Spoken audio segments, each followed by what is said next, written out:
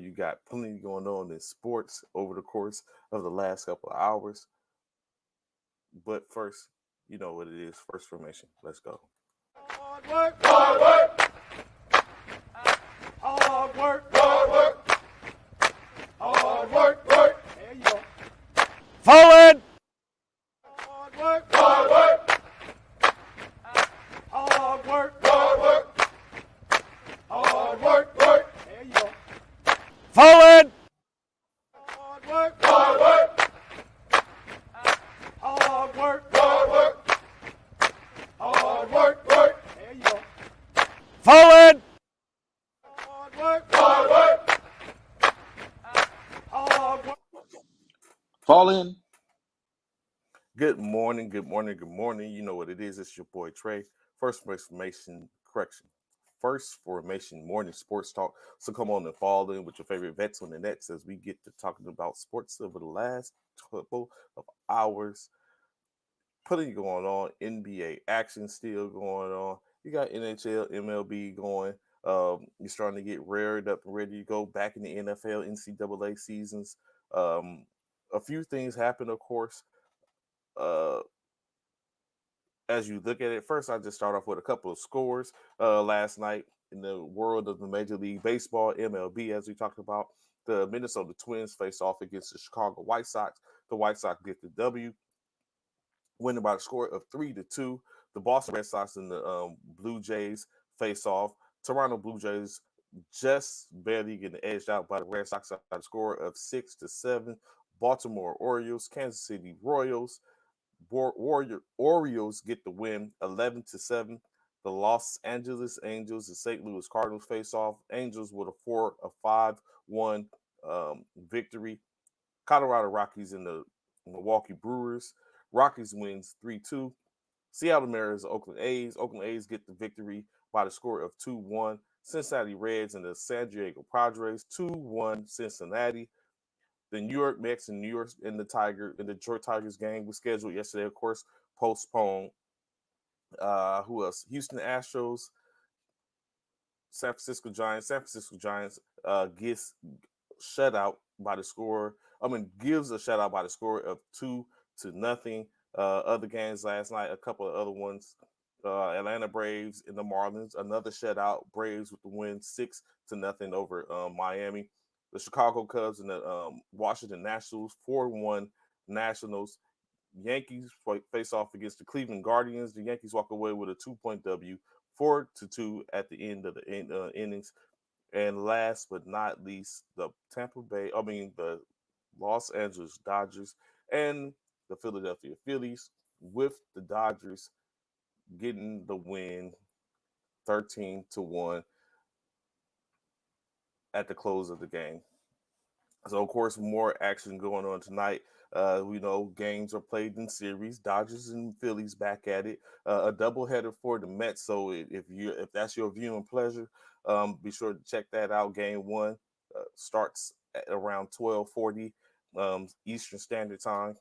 Diamondbacks and the Rangers, Giants and Astros today, Cincinnati and San Diego, Atlanta Braves, as well as versus the Miami Marlins. The Nets and the Tigers game, 5:40 the second game. Pirates and Rays, Chicago, um, Cubs and Nationals, Yankees and Guardians, Mariners and Athletic, Rockies versus Brewers, the Angels versus the Cardinals, Orioles and Royals, Blue Jays and Red Sox, Twins and White Sox. Crazy how that comes together. Of course, all this evening. If you're interested in the Major League Baseball, there you have it. Be sure to tap in and check in to catch that. On another front, as we know, the NHL, National Hockey Leagues, and enthralled in the second round of the Stanley Cup playoffs. Last night, the Panthers were able to take a 1-0 lead versus the Maple Leafs in the best of seven series for the East in the second round. In the West, the Dallas Stars and the Seattle Kraken faced off. The Kraken gets the 1-point victory, one with a score of 5-4 and a one-game series lead in the second round of the West. Tonight, of course, The Devils and the Hurricanes will face off for their game one, and the opposite side of the coin, the Edmonton Oilers and the Las Vegas Golden Knights will face off for this first game of their second round to determine who will be playing in the third round, or of course, as we know, the conference championships. What's good, Don? What's going on this morning? Memphis did. We're going to talk about that.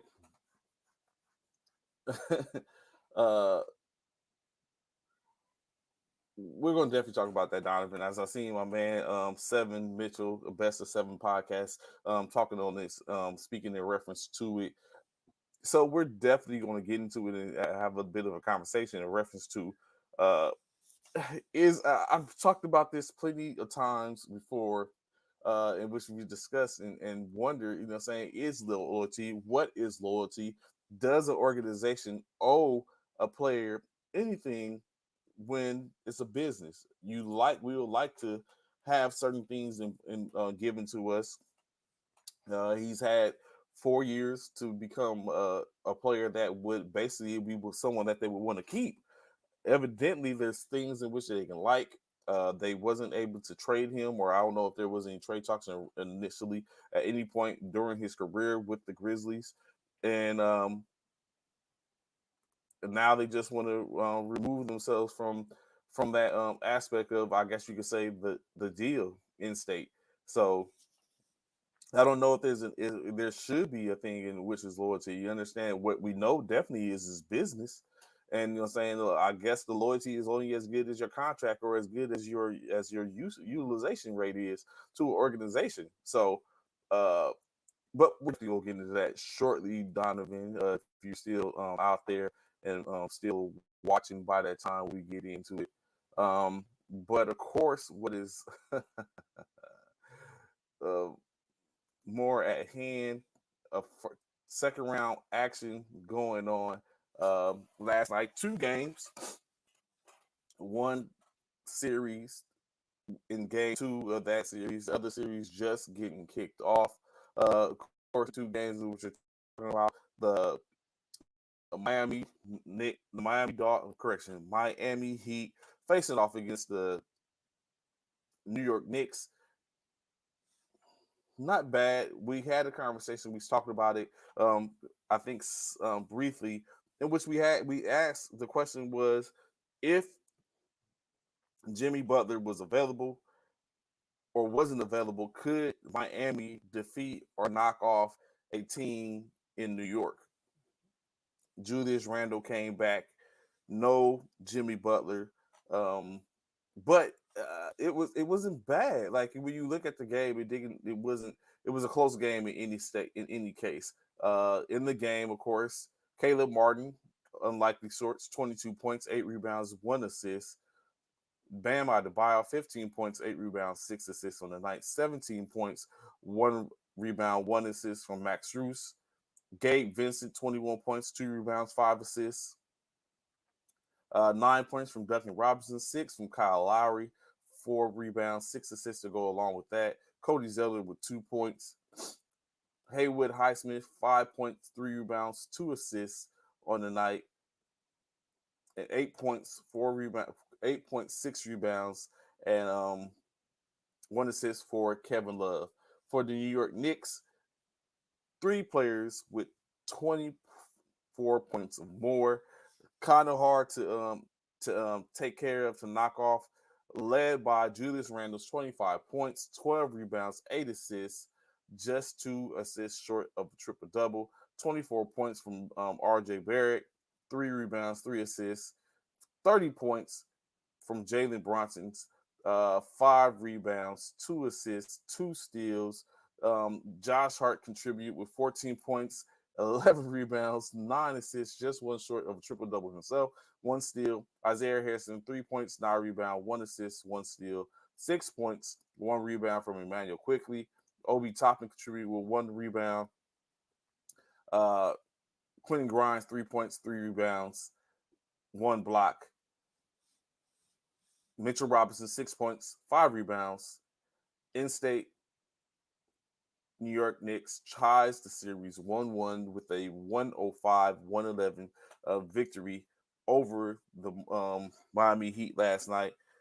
As we stated, we had a conversation a day or so ago, in which it said, could Miami sustain without Jimmy Butler if he wasn't going to be there? Now we see they held up just slightly, but in state was they couldn't hold on, and that's exactly what we're basically going to be looking at. I don't foresee Miami being able to be victorious without Jimmy Butler in this point. Now, is that a good thing? Is it a bad thing? I don't know. Maybe some players did step up, but it wasn't enough um, to keep pace with New York. They was clicking on all cylinders. I don't know.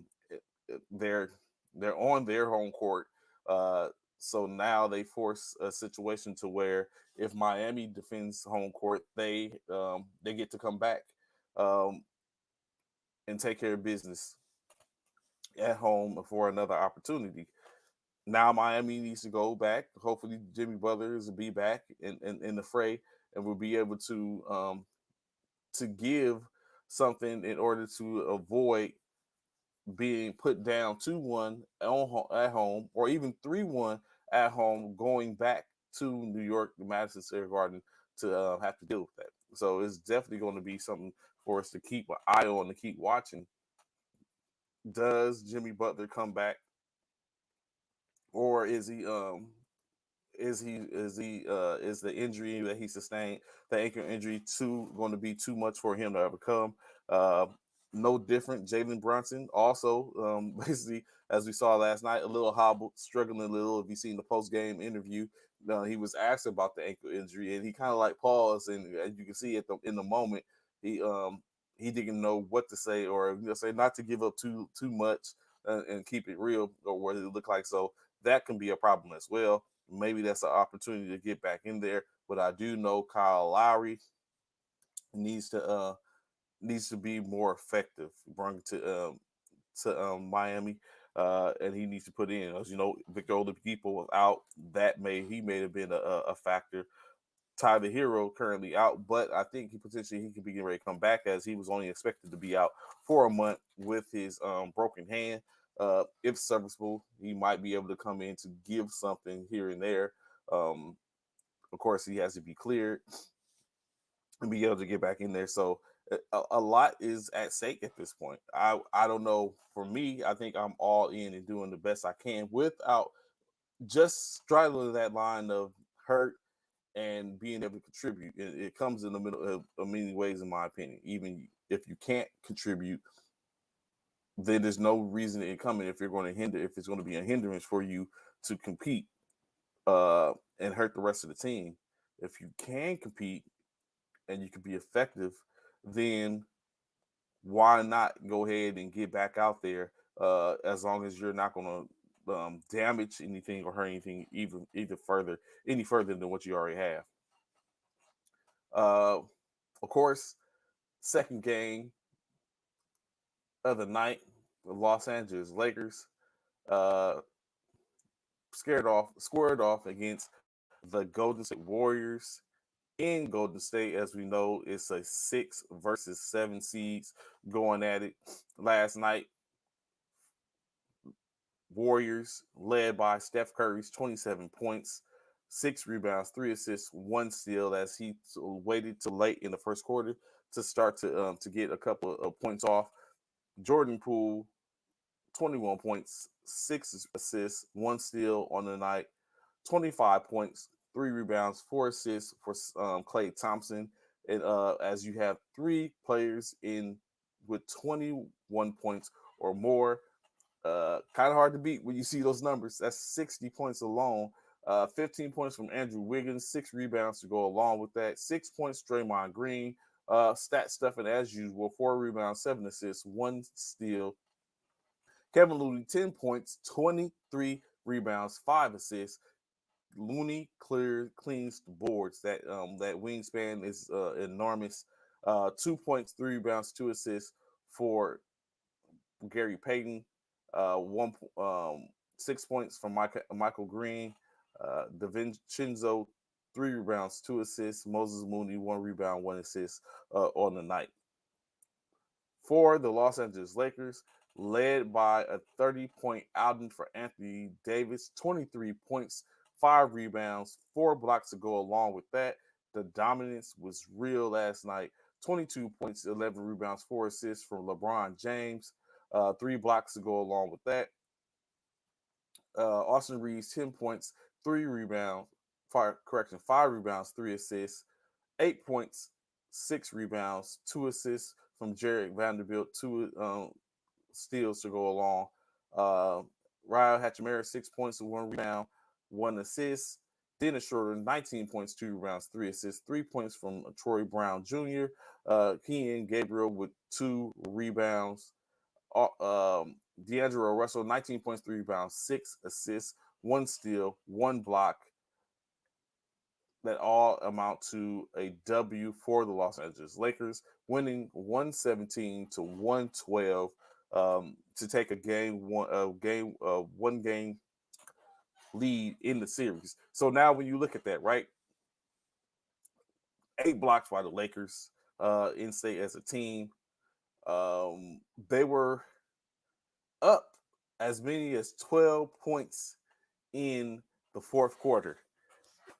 I walked away for a second, came back, looked up at the stat on the screen. It basically stated that the Lakers have been outscored by the Golden State Warriors by the score of 14-0. Golden State was on a quick run. Game of runs, we always say basketball is a game of runs. They came back and basically put it back on Golden State, which amounted to them being able to take a slight lead, build the lead back up, got back to the point to where Golden State start fighting back again, taking opportunities, missed opportunity here and there. In-state came down. Lakers were up by 3 points.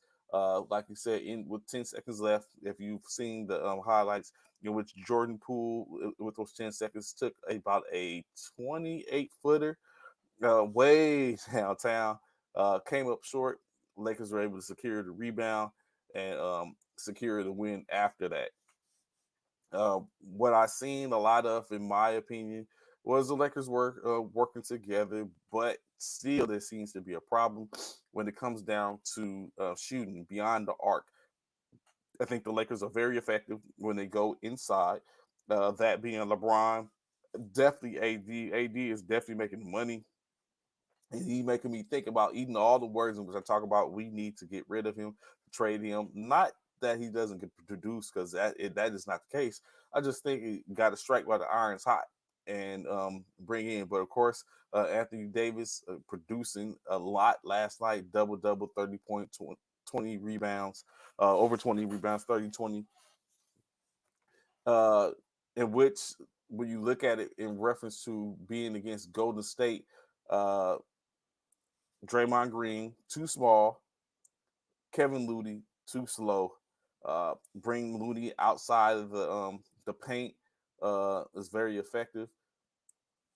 It's hard. It's hard for him. It's hard for him to guard Anthony Davis out there. But what is clear and concise that both are rebounding monsters and machine, and they're going to get it in as best they can. Additionally, Austin Reeves, Dennis Schroeder, Angelo Russell, all clicking as we've seen a shift in a little bit. We've seen a shift slightly. At one point, we was looking at Malik Beasley being very, very productive. We haven't seen Malik in a while. Lonnie Walker, the second, is basically losing minutes due to the emergence of Reeves and Schroeder. Additionally, we know that that Vanderbilt is brung in to hold down and lock up with some of the better players, as he's considered to be a better defender.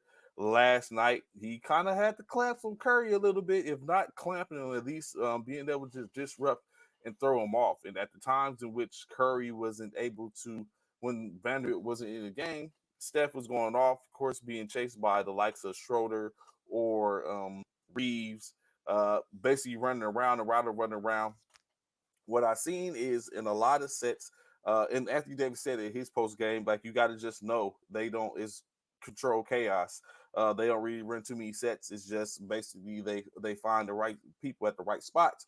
I seen a lot of that last night. Quick passes, players in the right positions, guard on the baseline, of course, collapsing, get into the middle, collapse in the middle, which affords or makes someone comes out a quick pocket pass, a dime to the left or right for easy finishes, and that's what he saw a lot of, or just getting open in those senses to where it was a lot of screens, double screens, runarounds, hook patterns, and open or passing. I've seen a couple of them where I've seen Draymond Green not even really look or pay attention, and he just happened to, in Curry or Clay was in the corners and be able to get quick shots off. Some of them go down, others don't. So it's a lot of chemistry, in my opinion, playing with the people that you play with over the course of a decade and kind of like building on knowing that they're going to be there, knowing their spots and getting them to get them to their spots. And of course, again,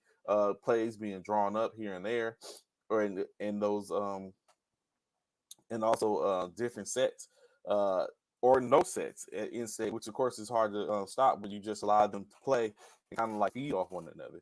So definitely LA going back to getting ready to play again on Thursday. Got to get it together. Got to figure it out. Keep the same intensity. Kind of cut down on the shooting, especially those who can't shoot, who shouldn't be shooting. You don't want to tell a shooter that he can't shoot, but at this point, LeBron James is 6 for 40. I think it's 6 for 41 or 6 for 47 from behind the three in those last 47 46 for 41 from beyond the arc. He only made 1 3. He was 1 for 6 last night. We got to do better. And I look at it, for me personally, I cringe every time I see LeBron get ready to put up a 3. The one he did hit, he was basically all by himself. He got an opportunity to line it up, and then he knocked it down. But at those wrong moments, I know one time in the shot clock, he dribbled out the shot clock. In the winning moments, he dribbled out the shot clock, and then he basically settled for a 3-pointer. And now, of course, Golden State was in the zone that kind of like held them behind the 3-point arc, which started to seemingly be the strategy: hold them behind the 3-point line and make them shoot, as they're not the best shooters. Reeves, Russell, and Vanderbilt tended to be those that were stroking it. Reeves came in a quick 6 points. 8 points. D'Angelo Russell, while I was watching, he was getting to his spot at the elbow or in around the free throw area and knocking down, hit a 3-pointer. So those are effective. Those are equalizers. So whereas but all in all, we all know that the Los Angeles Lakers are not a superior shooting squad, especially against Golden State. And it was a point in which Golden State basically used their ability to shoot from beyond the arc.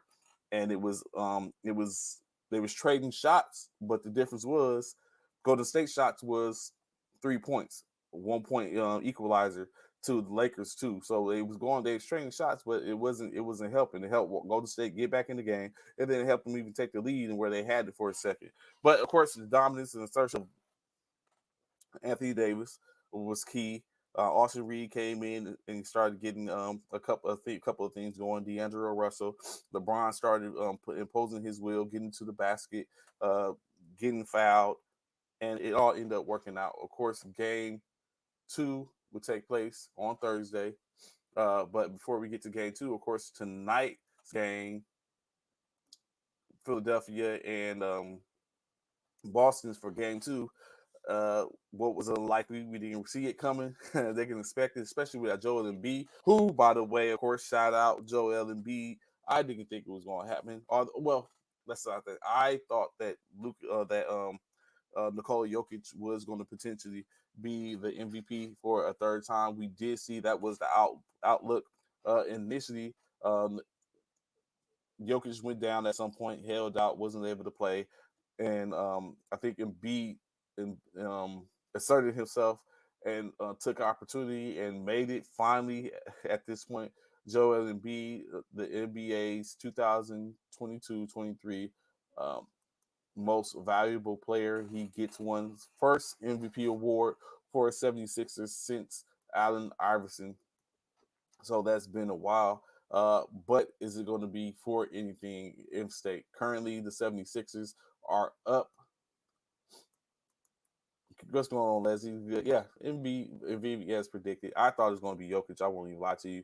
He was a front runner, but at this point, Jokic is being very effective, and his squad is being very effective in the um in the playoffs. Not to say that the 76ers aren't, but currently Joel Embiid is not available. He's not playing. Can Philadelphia continue to be effective without him playing to continue to get even tonight another win in in Boston before heading back to Philadelphia? What's good, Freddie? Yes, bro, the purple and gold. Pull up. Let's go. That's what I'm talking about, man. It was a good win last night. Definitely a good win. So, like I said, Philly. I say again, shout out Key. It wasn't going nowhere. Like my man Wayne Walcott says. Uh, I'm not sure. He's probably on his way. He's probably on his way. He's probably leaving from the gym right now. I know he goes to the gym with that San Antonio traffic.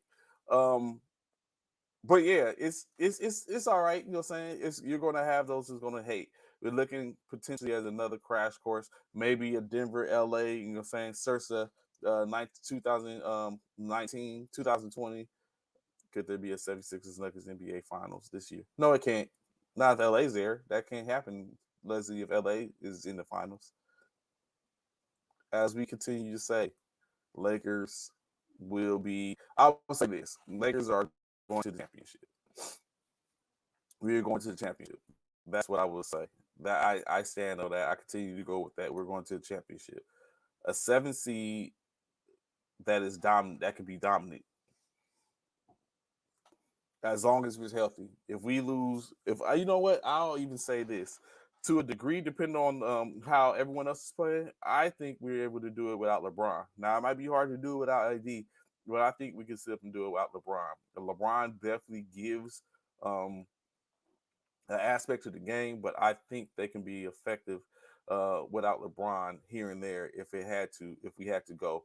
I think last night when he was out the game was more of a flow and they were more effective. But when he comes in, it kind of slows down, bogs down, because I think they look to try to get him the ball in certain spots. But in any case, I'm glad for it. I'm here for it. We're clicking. Guy going up 1-0 currently. Philadelphia up 1-0 currently. The Celtics tied. I mean the Miami and New York tied 1-1. Denver up 2-0 as they look. I think their game is tomorrow. I think. Let me see. Oh no, on Thursday the Lakers will have the only game when they play their second game, and then the weekend will end with Boston uh,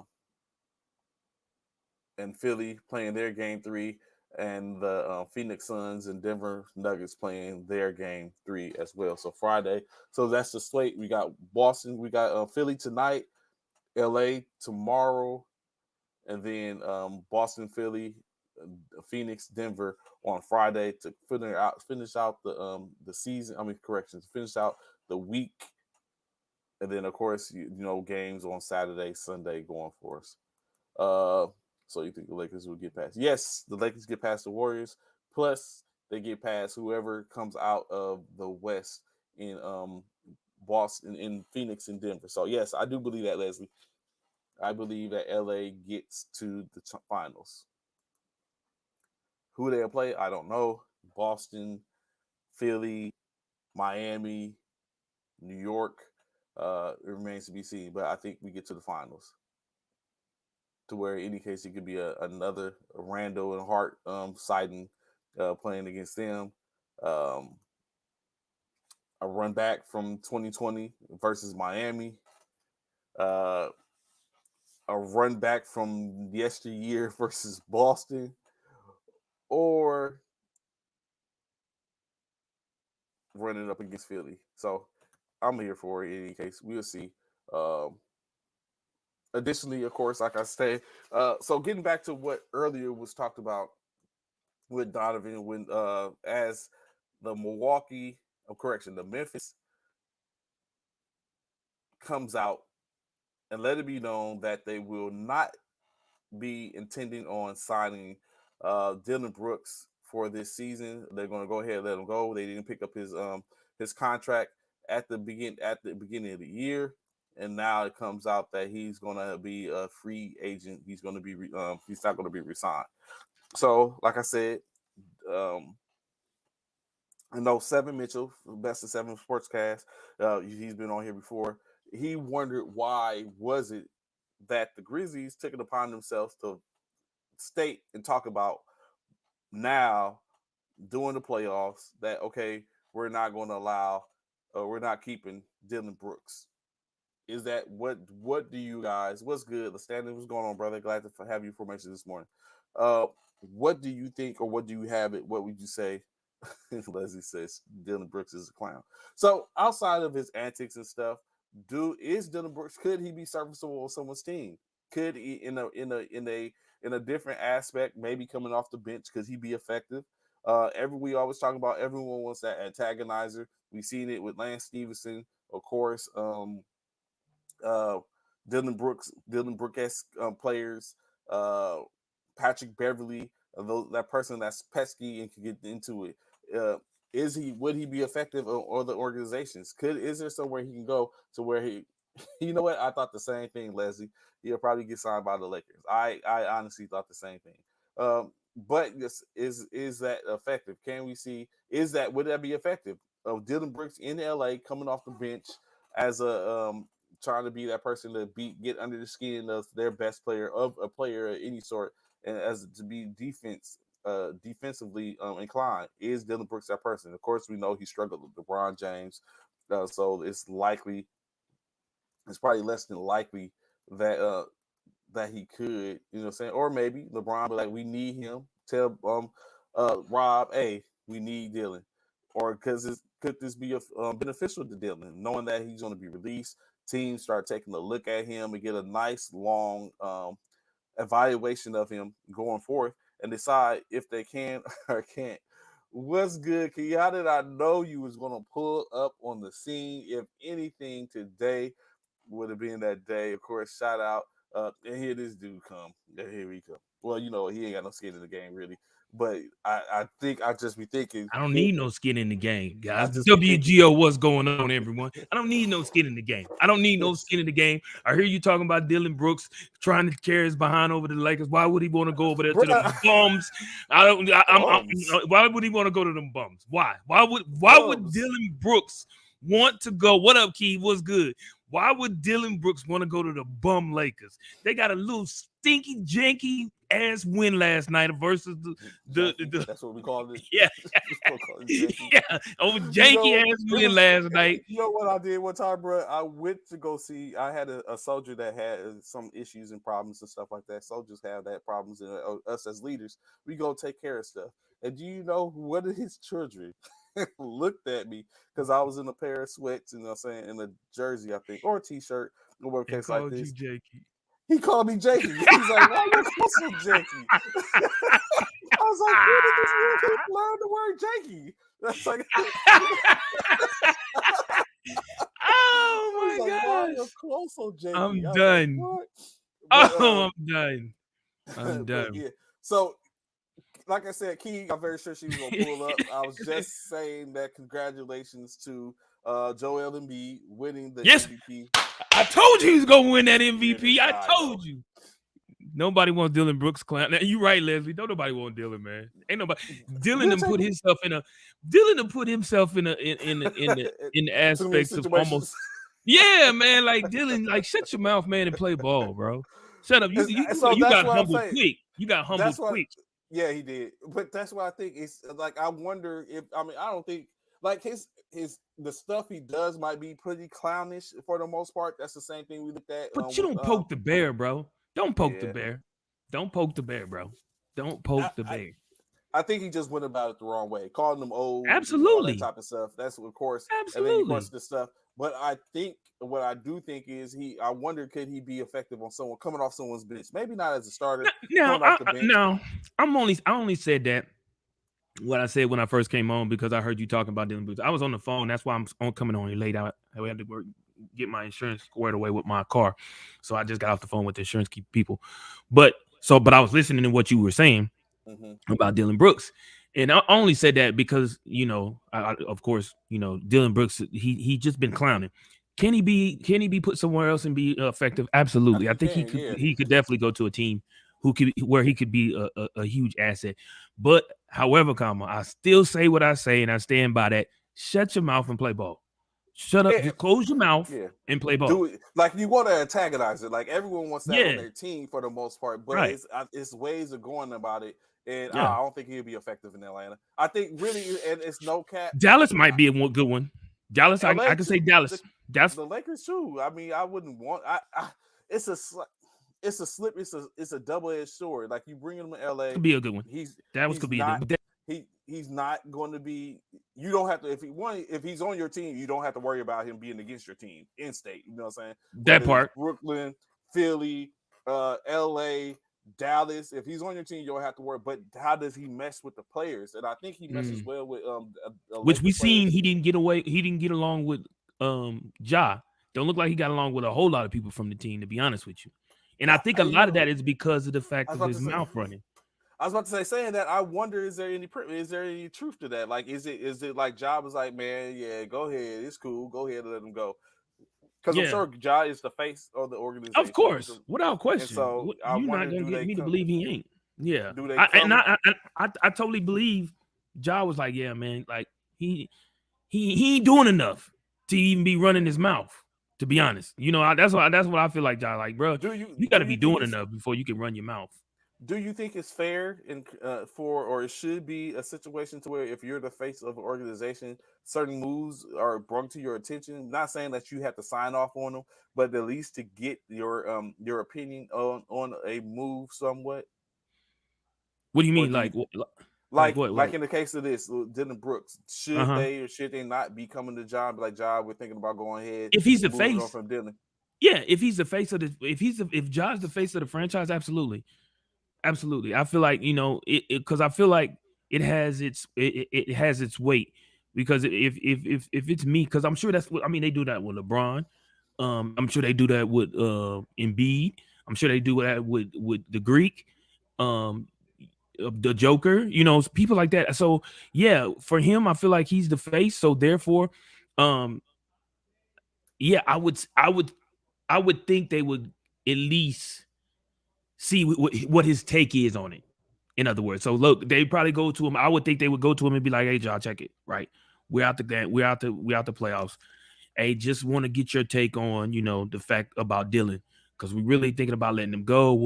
How do you feel about letting him go? Do you think we just want to know how you feel about it? Like, not saying that it's gonna change our mind whether or not we let him go or not, but we just want to see your take. How do you feel? And I mean, that's just like good ownership and good coaching. Like, that's just something you want to know, because you don't want, even though it's about to be, it is the off season for them now. You don't want your players to go in the off season thinking, okay, we got this. So next year we probably gonna need this person, and we probably gonna need this. We probably need to go out and try and draft this or go get that. No, let them know up front, like, hey, that y'all about to move on from this guy. You about to move on from him. And therefore, now you got to recalculate who you probably want to think about bringing in, or who you might want to try and draft, and things of that nature, in my opinion. So, in which we're seeing, because we're in a few minutes, we're going to get into some NFL talk. But what I've seen is, do you think it is a disappointment or a problem when a player doesn't get picked up for an extension prior to their contract expiring? So, like, this was the case with Dylan Brooks. Technically, this is the case with Draymond Green. They haven't been signed. Dylan was assigned to an extension. He played out the year. Now they've come out and say, hey, we're going to go ahead and let him walk. Currently, they're in the playoffs right now. Draymond Green hasn't been signed. He didn't get signed to an extension. he has, and he's playing on the last year on his last year. As a player, would you feel a certain type of way about that? Would you feel like, okay, I'm going to be out of here, or do you just go ahead and play and look at it like maybe they're just trying to make sure that I'm going to be effective and I'm still effective on the team, and it is what it is. As the player not being signed, or are you talking about players that's on the team? The player not being signed. Yeah. So me personally, I feel like if it was me, I would probably look at it as such as, okay, all right, they haven't signed, they haven't extended my contract, they haven't even been in talks about it. So either they're waiting to see my performance,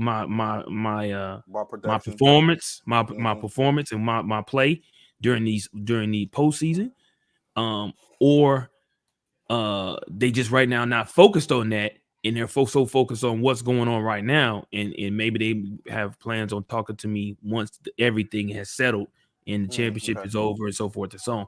So me personally, if it's me though, my biggest thing is I'm going to go and play my best ball that I can play, which know what, I was thinking the same thing. That part for real, like which y'all he just someone, did. I want to make sure someone show like, hey, someone wants me, someone gonna pick it up. Which he did in Game 7, which Draymond did in Game 7. He hit what 20, 30 points, had a double. Yeah, he showed out. You know what I'm saying? So those type of things. Now you play a game like he did in Game 7. Now you got the owners and all. Ooh, should we get rid of him? Like he balling out of control. He had a big game, but then people thinking, well, damn, yeah, the last time he had double digit scoring like that, 20 points or more, 2019. Yeah, 2019. Like, that's not consistent right there. You know what I'm saying? That's not really gelling. But then again, you talk to me. If I'm Draymond, I'm talking to Steph. I'm talking to Clay. I'm even probably talking to Draymond. I mean, I'm even probably talking to Claypool. Hey, I know we focus on this game, bro. I mean, it'll probably be a late call too, because during the game, you definitely ain't talking about stuff like that. During practice, you probably ain't talking about stuff like that. This is stuff that's going through your mind late at night when you've got all the talk about the playoffs and all what's going on and the faults and stuff like that. It's late at night and you call Steph or you call Clay. Hey, man. Hey, what you think about me, us staying together another season? Like, what are you, I would reach out and find out how people feel about me, especially Claypool, after I didn't punch the shit out of him in practice. I really need to know how he feels. Oh, Jordan Poole. I mean, Claypool. Yeah. Jordan Poole. I don't know why I call him Claypool. Jordan Poole. I would definitely be like, hey, Jordan. Hey, man, no hard feelings. I'll be good, man. You know what I'm saying? I'm just, no way. I think just like Leslie was saying, they're probably trying to see the value, to see what he brings to the table. I know that was probably a hard pill to swallow. We know he comes with his own antics. Hard pill to swallow with the situation that happened with him and Poole, right. And then taking consideration, but the chemistry is there. But it's like, you can't ignore the chemistry. You can't. But when it's all said and done, do you want to pay? Do you want to pay for that chemistry though? Because it's like he's making $24 million right now. So this is my thing. If they win again, Trey, do you not pay? I was about to say, if they win a championship, you know what I'm saying? If you win a championship, do you pay? You gotta pay for it, bro. You gotta pay for it. Because because if they win this one, if they fool around and win a championship this year, you practically have to put Steph Curry in the conversation of GOAT. Mm-hmm. You have to put Steph Curry in the conversation of Mount Rushmore. Mm-hmm. There's no ifs, ands, no questions about it. Ooh, I gotta take this call. Hold on. Mm-hmm. So it goes back to as the conversation which you're having. Does it and you know what? With him saying that in this discussion, if they win. Like we said, we had conversations before, and I tend to be a very shrewd type individual when certain things. So, do you run it back? Do you bring back Draymond? 3 years, a 3-year deal, 2-year deal, 27 million, 30 million, or whatever case like that, or even talk to him about whatever to make room. Do you bring him back in that case? Even if you win the championship, do you run it back? Because ideally he's getting older, of course, and he's doing certain things. Like, how effective is that? And I just don't know. Even winning a championship, I don't know if it would be worth it. Me myself as a general manager, I would have to take a real hard look and see what is it that I can get to replace him if need be. Let's say talk about Dylan Brooks. Could Dylan Brooks be a replacement for Draymond Green? Is he a better scorer? Can he be a defensive? Can we have him on defensive presence? He can be that same person antagonizing, getting the skin. If I bring him into Golden State, can he thrive in the culture? And I can get him cheaper than Draymond possibly. So I look at that and I wonder, like, is that a possibility? Can you sit up and work off that? Is there a replacement potentially for a Draymond Green in that aspect to where we can let him walk and we have to build a chemistry with someone else, but it doesn't miss the beat. And looking at it, maybe Dylan Brooks can be that type of person. You take in consideration, you still got someone like Andrew Wiggins that's still in the fold. You got Moody that's waiting in the background. What we see is sometimes the players don't make a difference because that year they won the championship. They went and drafted with the number 1 pick, Wiseman. Wiseman's not even. It's 4 years later, and Wiseman isn't on the roster. 3 years later, Wiseman isn't on the roster. So a couple of things, but I don't know. I think as a GM, I think I let Draymond walk. Ooh. Because I think it's about time. I think it's time. I can't say that. I can't say that because not if they win again. Yeah, I can't win, man. I gotta let them. Now I can't. There's why? How do you let him go if they win again? How? So I'm big on the future. At some point, you have to let it go, right? I think at some point you have to let it go. But don't you ride it? But you don't want to ride it until the wheels fall off. No, I want to try to keep Jordan and them did it for 6 years. Yeah, but they had a core, right? I think look what happened. A core. Keep it. Well, think about what you're saying. A core of people that they kept. That they kept. Pippen, Jordan. Really, Pippen and Jordan was only one. At some point, they let Rodman go. At some point, they let Paxson go. They replaced him with Kerr. You know what I'm saying? So it just ran it back. So they, they kept that going, the dynasty going. So by replacing them with players that was serviceable at some point. But clearly, Jordan and Pippen were, those. But they had. So you're saying you're willing to let Draymond go and keep Clay and Steph? Yeah. When you know, hold on, but when you know, what up, Coach Africa? When you know that possibly Jordan Poole is the future already. Yeah, Jordan. So I don't think Jordan Poole is the future. I think he's just a role player. You know what I'm saying? A upgraded role player. I don't think he. So I think what you do is you find the replacement for Draymond. That's what I do this offseason. I find who can I get. He said let Poole go. I look at who can I get to replace Draymond. I look at who can I get to replace Draymond, because at some point it's also going to be who can I get to replace Clay, if he want to continue to play. The only person that I think without a doubt that's going to be there forever is Steph. Steph is going to end his career in Golden State as a Warrior. Clay is probably on that too. However, I don't think Draymond is, because it's going to become too much to keep Draymond. And then you got to look at Clay. Clay is not too far behind. He's going to need an extension soon, and it's going to be looked at. But but who do you replace Clay with? And that's a hard. It's easier. But see, this is why I feel like Poole's an asset, because if you let Draymond go and Clay go, you got to keep Poole. Yeah, without a doubt. And clearly, that's what I'm saying. Like, definitely. So I don't think.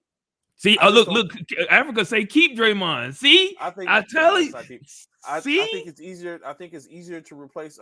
We know Draymond does some things intangible that is not always seen, but it's easier to replace Draymond Green than it is to replace someone like Klay Thompson. And I think that's why they would. You can find a Draymond-esque player, but you're not going to find a shooter like Klay Thompson to replace him, to bring him to the fold to be able to do that. So I think that's why Dre gets the opportunity to walk. I think he's out of there. Dre's going to bring so much. Yeah, he does. I completely agree. He's going to be something in the locker room, but he's easier to replace than it is to replace. The production on the court is easier to replace from Draymond, unlike it is for Klay Thompson. Like, even if the person doesn't come in year one and do the Draymond-esque things, over time, they can do that. A lot of people say keep Draymond. I'm not keeping Draymond. He got the dough. Out of here, buddy. I'm with Africa and Leslie, man. If Draymond helps me get another ring this year, I would keep him at least one more season. What if he doesn't help you get a ring? Then he may be on the top of the lot. Maybe he may be on the top of the lot. But if he does, bro, there's no way I'm letting him go. He's been there for all the championships. How am I letting him go? And he's helped win everyone. That's not. I gotta at least see that he's no longer serviceable with us after winning another one. Give Draymond the Haslam deal, but more money. He's gone. Draymond's getting released. I'm gonna go ahead and send him on his way. Give Draymond that. I just don't know, man. I just don't know. And that's whether we win or lose. If we get eliminated by so even if he make it to the finals and they lose, you still getting rid of Draymond. Draymond's gone, man. Gotta go on. Gotta continue to look at the life after the big three, their big three. Because what I was just sitting here thinking, like, so basically what we got right now is a Run TMC all over again. Ooh, the team falls apart. I'll live with that. That's how you feel. I'll live with that. They're not gonna fall too far apart. They got 82 games to figure it out. All they need is 42 of them for the most part, possibly to maybe be in the middle of the pack or to be at the back of the conference. They can figure it out, or it'll be a year. It'll be a year which they fall off, and then they probably run them back. But I think Draymond gives a lot. Don't get me wrong. In no way, form, or fashion am I saying that Draymond is not effective. However, at what the price tag can be for Draymond, I'm not keeping him. I'm going to go ahead and let him go. Correct. They know Dre. They know Draymond. They know Dre, big bro, and he gonna have their back. I got it, but I'm letting Draymond go. And it's like it's not saying that he's not effective anymore. It's just you got to start looking at it. Let's be real. Out of the three of their core players, now who is the most expendable? I think it's Draymond Green. I don't think it's Wiggins. I don't think it's Poole, and he just became in a core aspect. I don't think it's Klay. I don't think it's Steph. Who is expendable is Draymond. And right now, they don't have to worry about getting anything back or trying to trade for value or anything like that. They could just let him go, let him walk. He's did exactly what he needed to do. He's signed, he's did everything like that, and that's it. And that makes me think, going back to the Dillon Brooks situation, in which Donovan was talking about when I first came in the show, I seen his comment. Is there a problem with loyalty in the NBA? In what aspect? Because he feel like he's not loyal. No one. I think even Seven was talking about. I caught a clip from his podcast talking about why Memphis came up with that. I look at it as business. Loyalty, there's no loyalty, and it's all business. Like they feel that Dillon isn't good for the team anymore. It's business. Why does it have to be loyalty? No different from same thing. I look at Damian Lillard. Dame has done enough in Portland, and he owes Portland nothing. On the flip side of that, Portland owes him nothing, except for if he's there to try to build a team around him.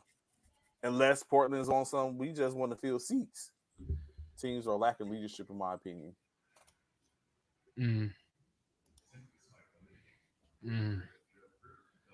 I was about to say, how do you build leadership? But I thought about if I say that, it's going to come back to like you keep players around like Draymond Green. That part, yeah. That part. But That's every right. team can't do that. But now someone like Memphis could bring Draymond Green to their locker room, and then you have him there. You have that type of leadership in the locker room. Like Draymond's going to get on with another team. I don't dispute that. I just think he's going to be. If it was me, I would be like, I'm letting him go. And I'm looking at who's my next Draymond Green. Who can I bring in to be him or to try to work towards being him or anything like that. And so I'm definitely I'm letting him go. Memphis needs leadership, huh? Yeah, they do. They do. What's good, Cal? What's going on? Ja is definitely not it. Yeah, he needs some mentor. Mentorship. I mean, you have Steven Adams there and stuff like that, but you need someone with a little more that has a little more behind him as far as a presence in the league, as opposed to just being a veteran. Look at all these teams with all this talent and no accountability.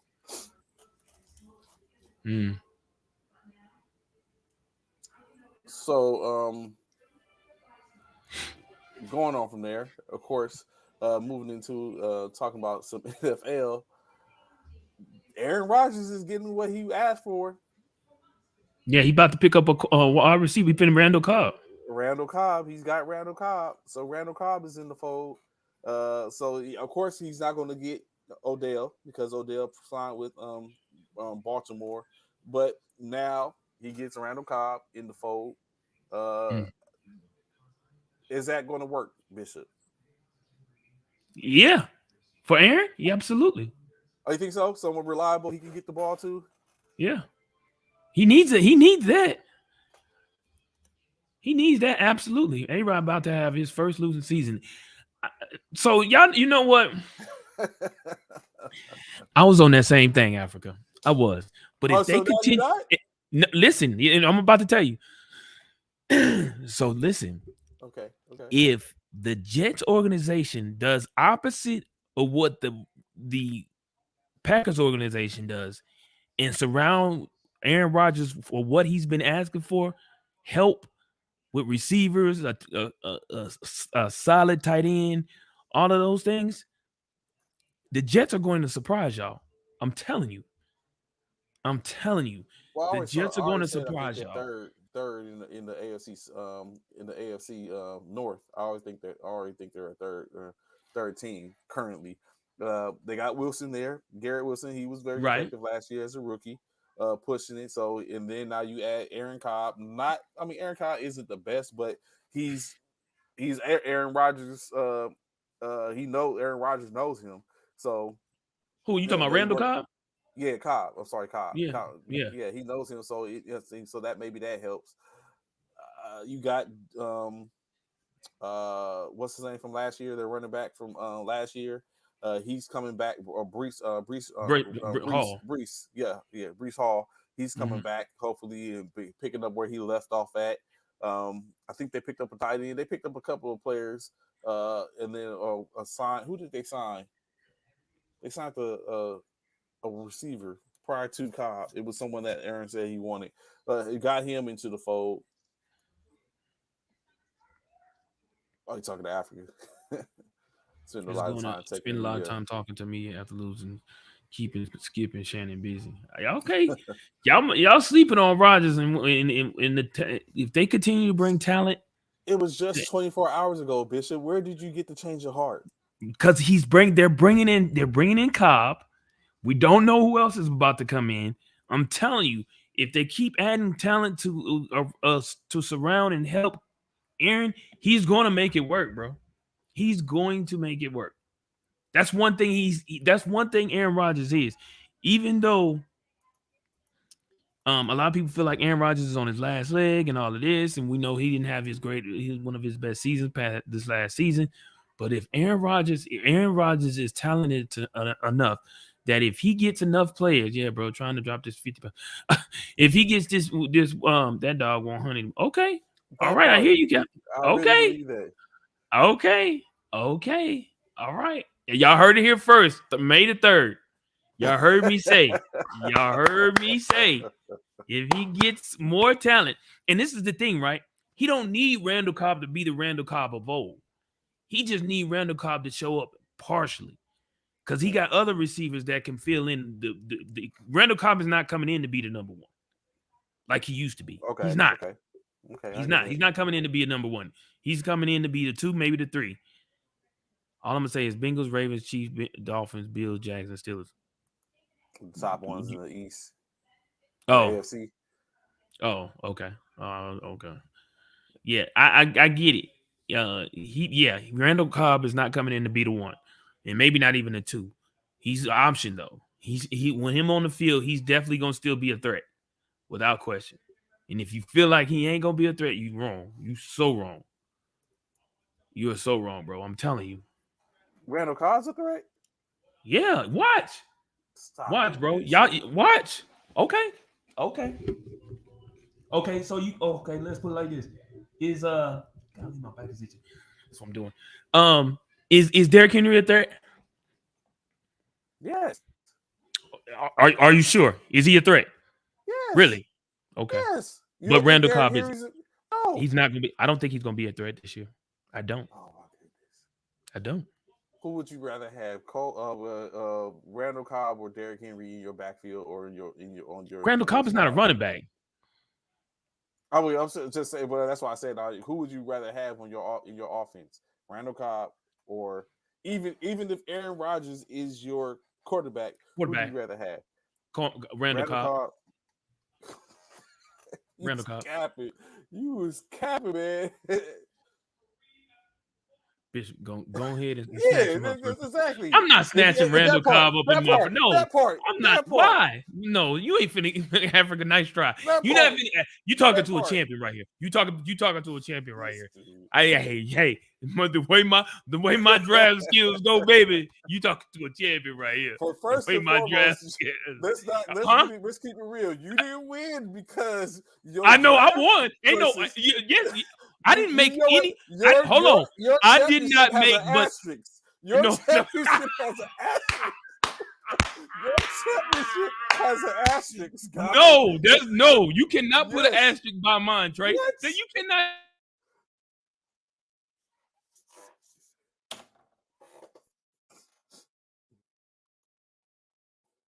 How? That is not my fault.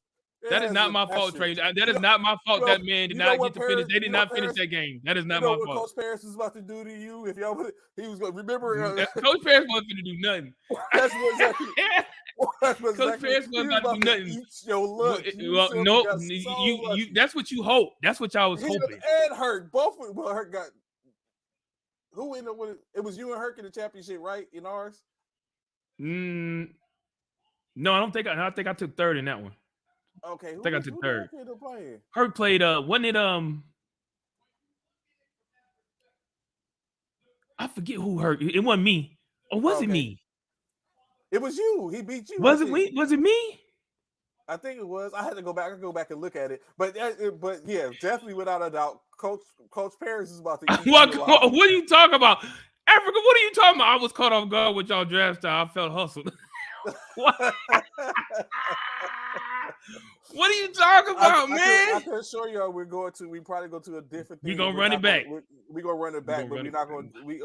I don't know. We may go to sleeper, but we're not gonna do. We're gonna do head up. You know what I'm saying? Like the regular draft watch, so people don't feel. I mean, I keep my same style, but it's like, but without a doubt. Oh, you wasn't told about the salary cap. Oh, the salary cap. Oh, okay. Okay, yeah, we're not doing salary cap next year. But yeah, but to go back to it, one, you did not win that championship due to drafting, first and foremost. What you will not do? I made maybe three different changes, 3 to 4 different changes throughout the entire season, 3 or 4. And that's only in majorly the ones I made changes is because of injuries. Other than that, I ain't do a whole lot of transactions, bro. You go check my history, bro. Go check my receipts. I didn't do a whole lot of swapping out of people. If I did, it was because of injuries. What I know is that not like you who had 100 transactions. I did not. Trading people. Hey, this dude trading people, trying to doing shady trades. I never do shady trades. Oh, that trade you did with Applewhite was shady, and you know it. You know that trade with Applewhite. Mad Shady. You know that was Mad Shady. This dude got all cowboy players. Who does that? That's no different from Eric with all the whole Minnesota, his whole Man. Minnesota squad. Man, that who does that, bro? Back to the Jets. A-Rod ain't got Keyshawn. What? A-Rod ain't got Keyshawn going for passes out there. Okay. All right. Coach Cal, I'm transition king. I ain't about that life, Coach Cal, but I'm trying to. I'm always up at 2:47 a.m. stealing from you. See, with someone like that, I would have to be up too. Like, yo, I know you ain't Cal lying. lurking. You gotta watch like, it because you wake up in the morning, you be like, God, how the hell did he get him? When did that happen? You already put in. Waiting. I do got receipts, Leslie. I got receipts, baby. Waiting them 24 hours to sit up and be like, okay, he cleared waivers. I'm finna go. Yeah. He waiting. He's sitting up. 1 second left. Oh, there you go. I'm good. Let me go get him. But so McCole Hardman, he was brung over to the Jets. McCole Hardman, that's him. Yeah. McCole Hardman. Now you got McCole Hardman. So of course McCole Hardman is a little different thing. But now you got Garrett, you got McCole Hardman. You bring in Cobb. I just don't think Cobb is. I mean, he's getting people he's asking for the most part. I think that's why he's going to be. That's why I think he's going to be a menace. I truly believe that. Trey, y'all announcing the pool play today for the NBA. Oh, it was supposed to be last night, wasn't it? Yeah, it was supposed to be last night, but it got postponed. So we're going to as soon as the NBA personnel get back with us. That's the expectation is to do it. So y'all just stand by. Stay tuned. It's coming. It's coming. Spot Time is undefeated. I get that. That's what exactly who Cobb is up against. Straight facts. Straight facts. I get it. So Father Time is not creeping up on Derrick Henry either. So yes. Okay. But again, Derrick, who are you drafting? And who lasts longer? Running backs or wide receivers? Wide receivers, without absolutely. Absolutely. Oh no, you good, Deontay. No, you good, Clay. You good. I know everybody was probably waiting and wanted to hear, so we get it. We definitely get it. So definitely, you know what I'm saying? It's like, so yes, Father Time is like Africa said, Father Time is undefeated, but absolutely, you have those players that tend to hold Father Time off, and I think that Derrick Henry is one of those players, even with his style of play. It's clear and concise. If I'm down to my last couple of roster spots, and I got the choice between Derrick Henry and Clay and Cobb, I'm taking Randall Henry. Cobb. Yeah, if I need a receiver, I'm taking Henry. I'm not. I'm gonna be honest. I'm taking Cobb, because one thing about it, the way I look at it, right, is the fact of the matter. If you get Derrick Henry for one, outside of Father Time, Derrick Henry stays injured. For one, that's one thing. Even though he's a freak of nature, he stays injured. Two, with Randall Cobb, even though he's out there and Father Time is maybe catching him too, he's still a presence on the field. So being that he's a presence, he's going to draw attention. He's going to draw attention. I don't even think you believe what you're saying. Man, stop it.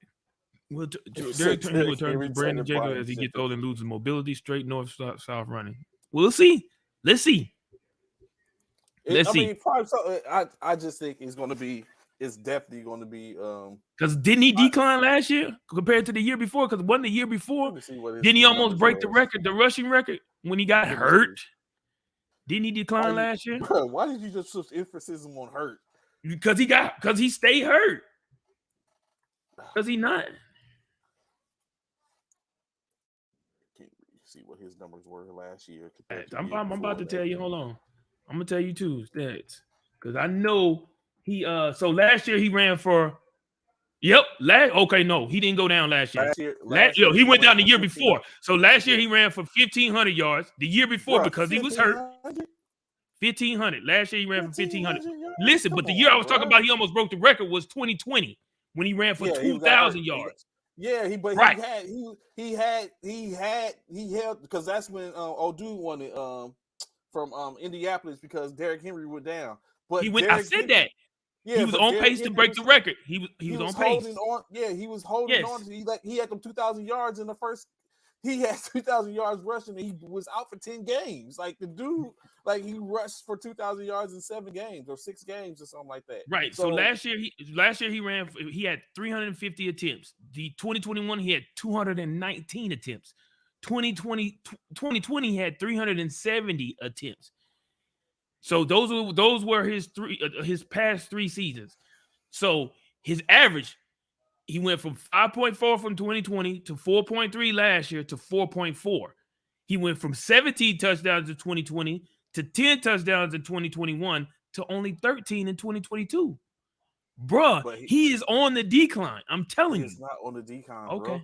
bro. Okay. He's played 8 games in 2021. He's 29 years old. 29. And He's 29 years I old. think as a running back, I think he's potent right now. He played 8 games in 2021, as you stated, because we know he went down with the injury. He was at 937 yards rushing in 2021 with the 8 games. So just think about another 16. That would have been 1,800, just over 1,800 games, which is not. This is serviceable for a running back. And then, like you said, the year before that, he rushed for 2,000 yards. Last year, he might have declined 500 yards, depending on what the situation was. And 500 yards. Well, we can say 500 yards because, but he had 349 carries, so he was what? He was 27 carries, 27 carries, 27 less carries last year. Yeah, but he wasn't going to pick up 500 yards. I don't think 500 yards would have been in on 27 carries, but or maybe he could have. I mean, he made he may have, depending on who he was playing or whatever. Yeah. Yes, we will. CMC, CMC. Y'all gonna get Derrick Henry and CMC, right? Y'all gonna take both of them, right? Yeah. Man, if y'all don't get out of here with that nonsense, man, why not? Y'all got Swift. I was going to say you got Miles, but y'all don't have Miles. No, we don't have Miles. Nope. We have Boston Scott, who's definitely not an every down back. He does like trucking folks over, but ever since cutting him 45 degrees or bounce out to the sideline every now and then. And that's what helped him. That's exactly his game. But hit up, get to that outside off tackle and off bounce out and then use his speed to get down the field. You see, we held him under 100 yards when he played us. We held him under 100 yards. I can't wait till the season come. I want to see when we play Philly. We got to make that trip. Well, maybe not, because you ain't trying to have me on YouTube fighting a bunch of Philly fans. Let go. Yes. We held Derrick Henry to 100 yards this season when we played him. Under 100. I'm just saying. Man. I'm glad we got Swift over Derrick. I am. Really? And I would pick. Yes, absolutely. I did not want Derrick. I meant that. I did not want Derrick Henry. I did not. Not Zeke either? We saw y'all healthy. What are you talking about, Africa? What do you mean we don't want us healthy? Come Who was hurt for y'all? Who was hurt for y'all when y'all came into that game? We played who was hurt? Our third string quarterback. No, I said who was hurt when y'all came into that game? Nobody. Okay, so what do you mean healthy? But if anybody was unhealthy, no. What you won't do? No, he got hurt against us. What you won't do is, if anybody was unhealthy, Africa, it was us, because Jalen Hurts wasn't 100%. He was not. He was able to play the game. Purdy was 100% to Jalen Hurts, maybe 85, 90%. Come on, man. But then he was able I'm not giving you that game. trade.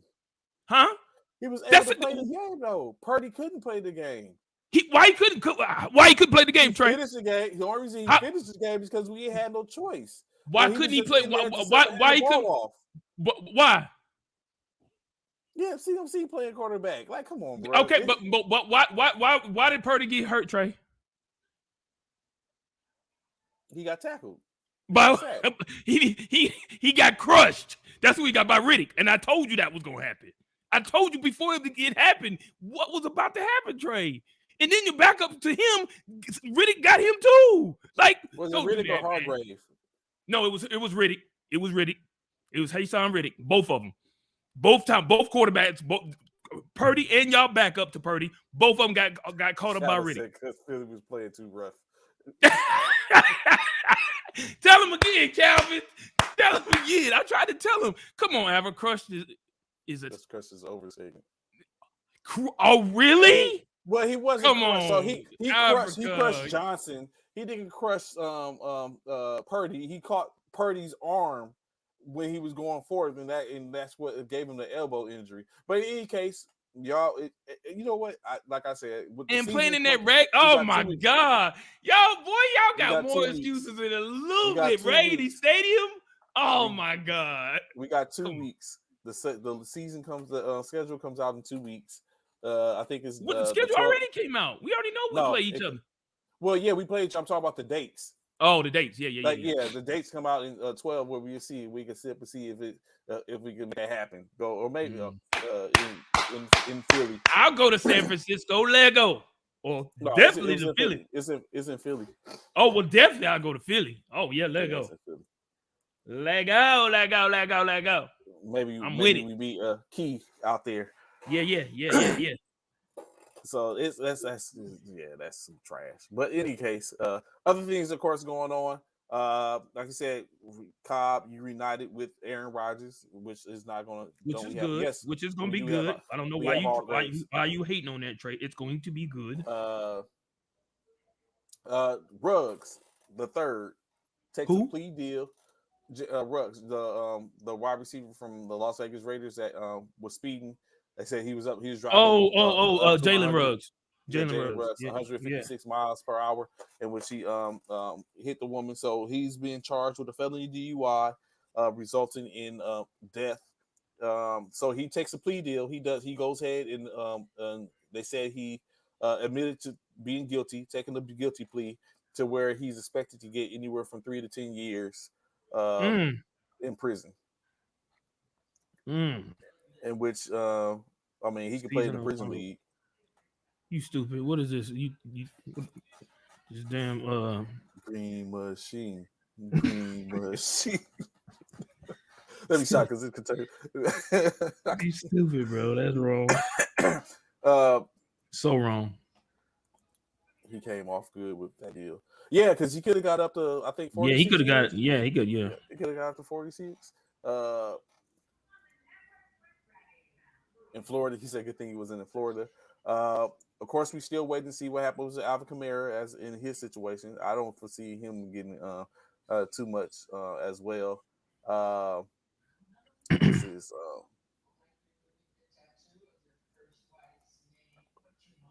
what else is this?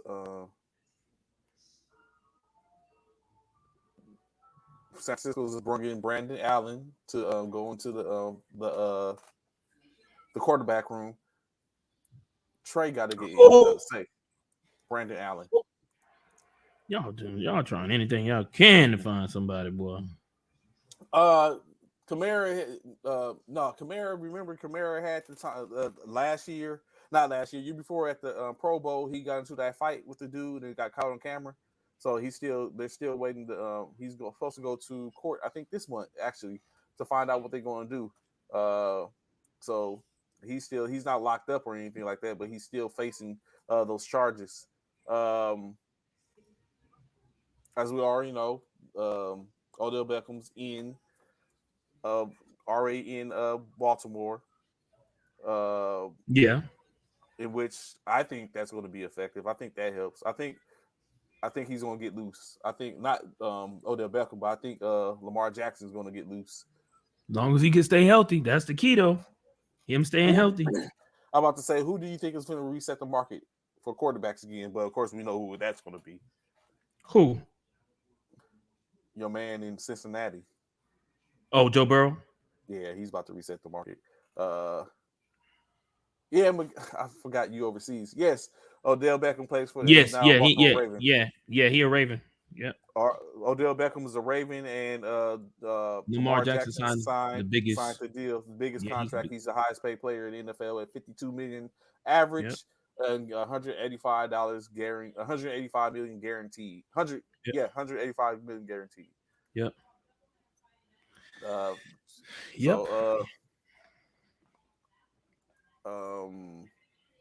So I take that. I just knew. I'm not gonna even lie to you, bro. I just knew he was gonna trade for Lamar Jackson. And when I don't know why you talking. They looked at it. They was looking at it. They had took it. You knew that wasn't finna happen. Why would y'all do that? Africa. Yeah, he got paid. When you Trey Lance, remember Trey Lance. Don't forget, Again, y'all have Trey Lance.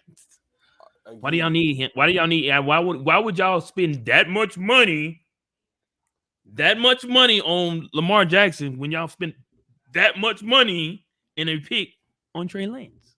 we ain't spend a lot of money on Trey Lance. It just cost us cap a lot of That's what I'm talking picks. about. Cap. That's Yeah. what I'm talking about. So that I know.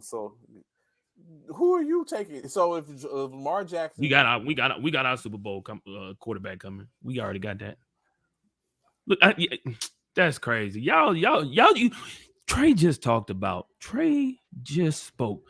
I wish I could timestamp it, but I wasn't looking at the time. guns He and talked butter. about loyalty. He Guns and talked butter. about loyalty. And boy, you 49er fans. Suitor.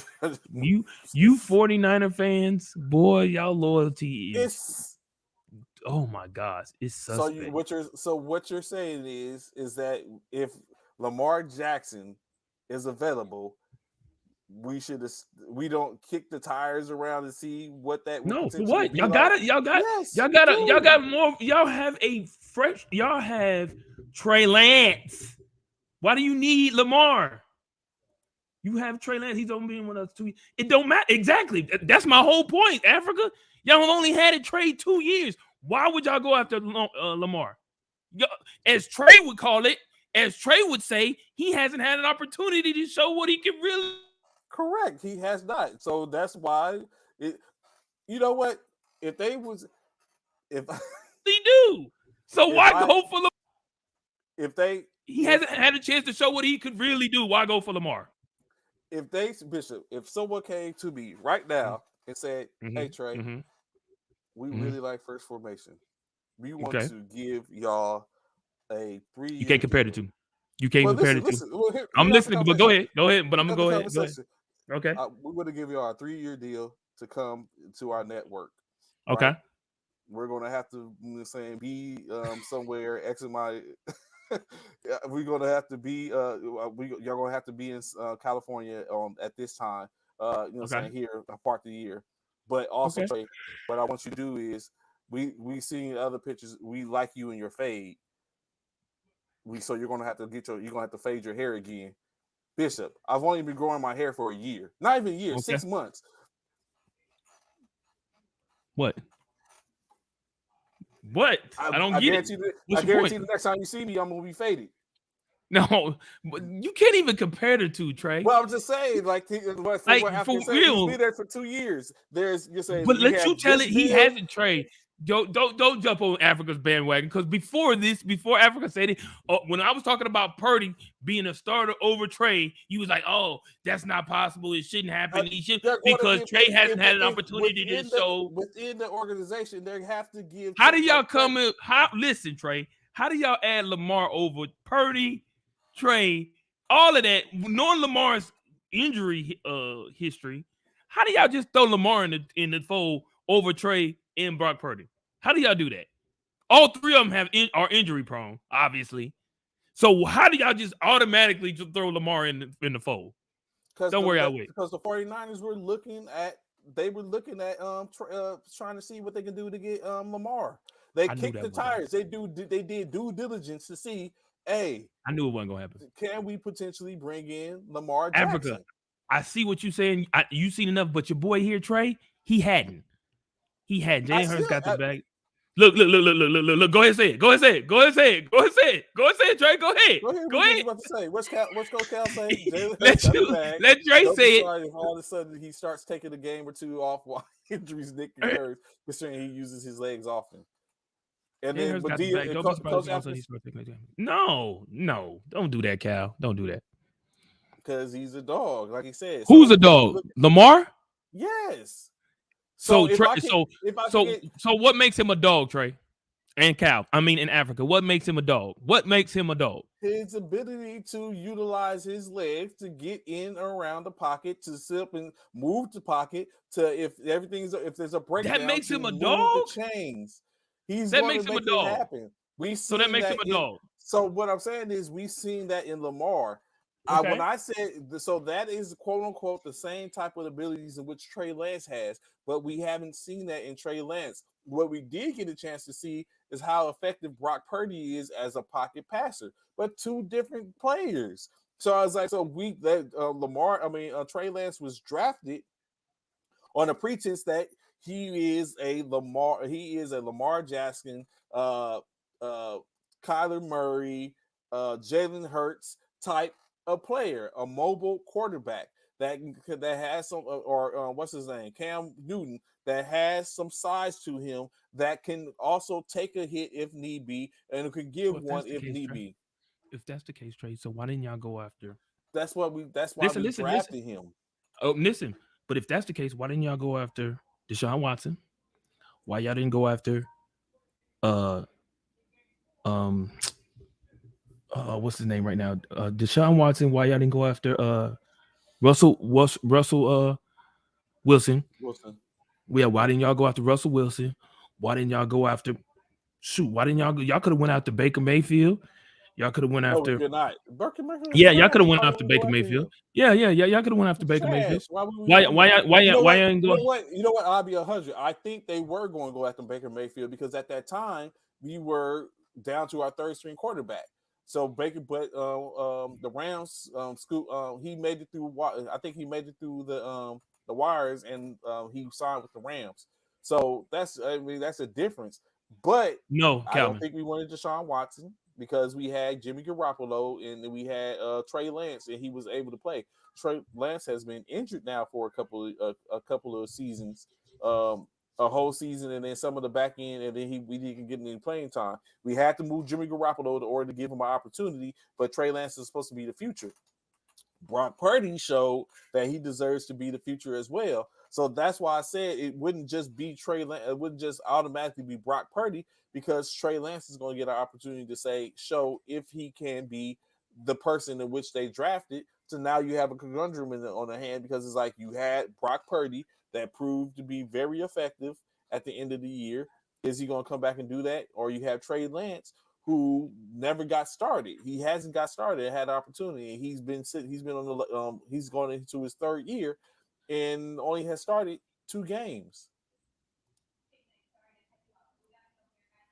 Justin Fields. Oh, everybody did. You talking about Justin? Yeah, I'm sure y'all did.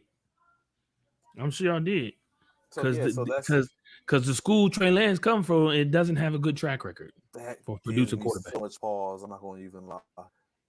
True story. They don't have a good track record when it comes to quarterbacks. I'm just saying. Because they didn't have a good track record for you does not mean it's going to be the same for us. Well, obviously, it's 2 quarterbacks that's from there and they ain't done nothing yet.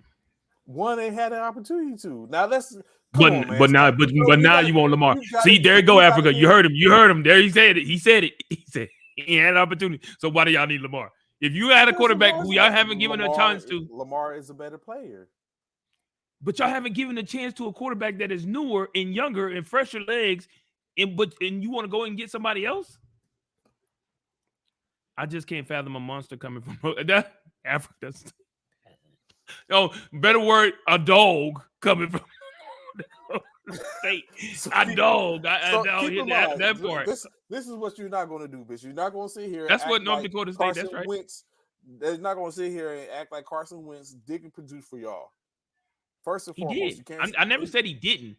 I never said he didn't produce. What I said is he's not the caliber of player in which you would expect to lead your team to a Super Bowl. And Trey Lance isn't either. We'll see. He gonna show you. Y'all had one. And y'all let him go. Y'all got a curse on y'all right now because of what y'all did to no, y'all got a curse on y'all because what y'all did to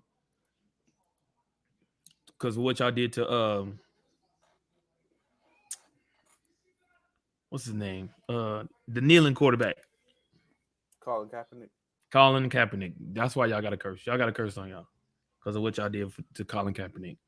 So right now, after the draft, of course, They did what they seen as the preseason rankings with just 7 picks in the draft. Currently, they have Kansas City Chiefs as the number 1 team per the ranking. At number 2, 7 picks, the Philadelphia Eagles. Of course they do. Of course we do. We're number 2. Jalen Carter, Nolan Smith, DeAndre Yes, sir. Smith. Yes, sir. Yes, sir. Let's go. You know what?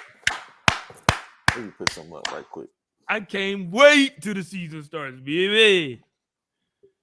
Whoever got to face our defense, they in trouble. What? What? Did you just say what? Y'all, you know firsthand about our defense, Trey. Don't do that. You know firsthand about our defense. 2 quarterbacks down, you know firsthand about our defense. Don't play with it. Do not play with it. And it just got better. Oh man, we finna be a force. Do you think I got better? Defensively? Hell yeah. I would like to think we got better too. Defensively? Yes. Better than our defense? No. Yeah. Hell no. Defense. Hell no. Oh my gosh. I'm tired of seeing that shit. I'm telling you, I'm so tired of seeing that shit right now. Everybody, University of Georgia Eagles. I'm tired of seeing that shit. I swear I'm tired of seeing that.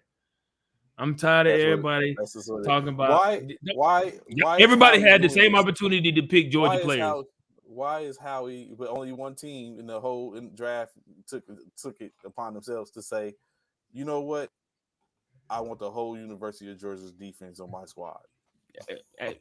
Everybody had that same opportunity. Everybody had that same opportunity. That's what you're gonna stick to. That's what you're that's what you're sticking to. Right? Yeah, absolutely. Everybody had the same opportunity. What you could have picked? They could have picked them Georgia players up. They didn't. They didn't want to. They didn't. That's what I'm saying. They didn't. They didn't pick them up. We don't want to hear. Don't y'all come with these excuses. You know the only player. The only player in which y'all got that I would have took. That I would have liked the 49ers had took. Who? Nolan Smith. See? Yeah. A lot of people wanted Jordan Davis last year. No. Yes. Oh yeah. A lot of people wanted Jordan Davis last year. Oh yeah. Yeah. Don't worry. I don't want to hear these excuses about University of Georgia. I don't want to hear all that. Y'all get that out your mind because everybody had the same opportunity to pick up players like we picked up players. Don't want to hear that. When we win the Super Bowl coming up this season, don't want to hear it. Because we going back and we're going to finish business. We got unfinished business to take care of. Whether it be Kansas City again or whoever, we got unfinished business. I don't think y'all going back. Finished. What? I don't think y'all going back. You have no reason on saying why. What stops us? Us. How? How do we stop y'all? Really? Yes. How? Because are you really thinking Trey Lance is going to come in and do better than what Brock Purdy did? Yes. Oh, no. He's not. He'll probably find out what happened to Brock Purdy up close and personal. He probably will. I want to be in the building when it happens. I want you to be in the building. I want to be in the building with you when you in the building. I want you to be in the building when you in the building because I'm telling you, same outcome. Number 3, the Cincinnati Bengals. They draft picks. Joe Mixon may be on the chopping block. I don't know if they're going to let him go. He probably will be. Joe. Yeah, he probably will be. He's in some trouble. So yeah, Joe's probably on the chopping block. Of course, Buffalo at number 4. They had 6 picks.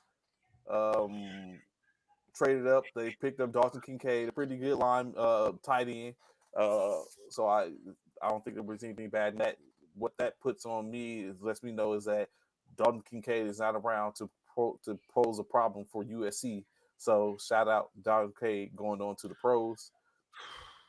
At number 5, the San Francisco 49ers. Number 5. Okay. That's right. Yeah. Our top pick, kicker from Michigan, Jake Moody. Kickers Y'all matter. top pick was who? A kicker. Bruh, stop acting like kickers don't matter. Kickers matter. Y'all gonna learn today. Y'all gonna learn in the season.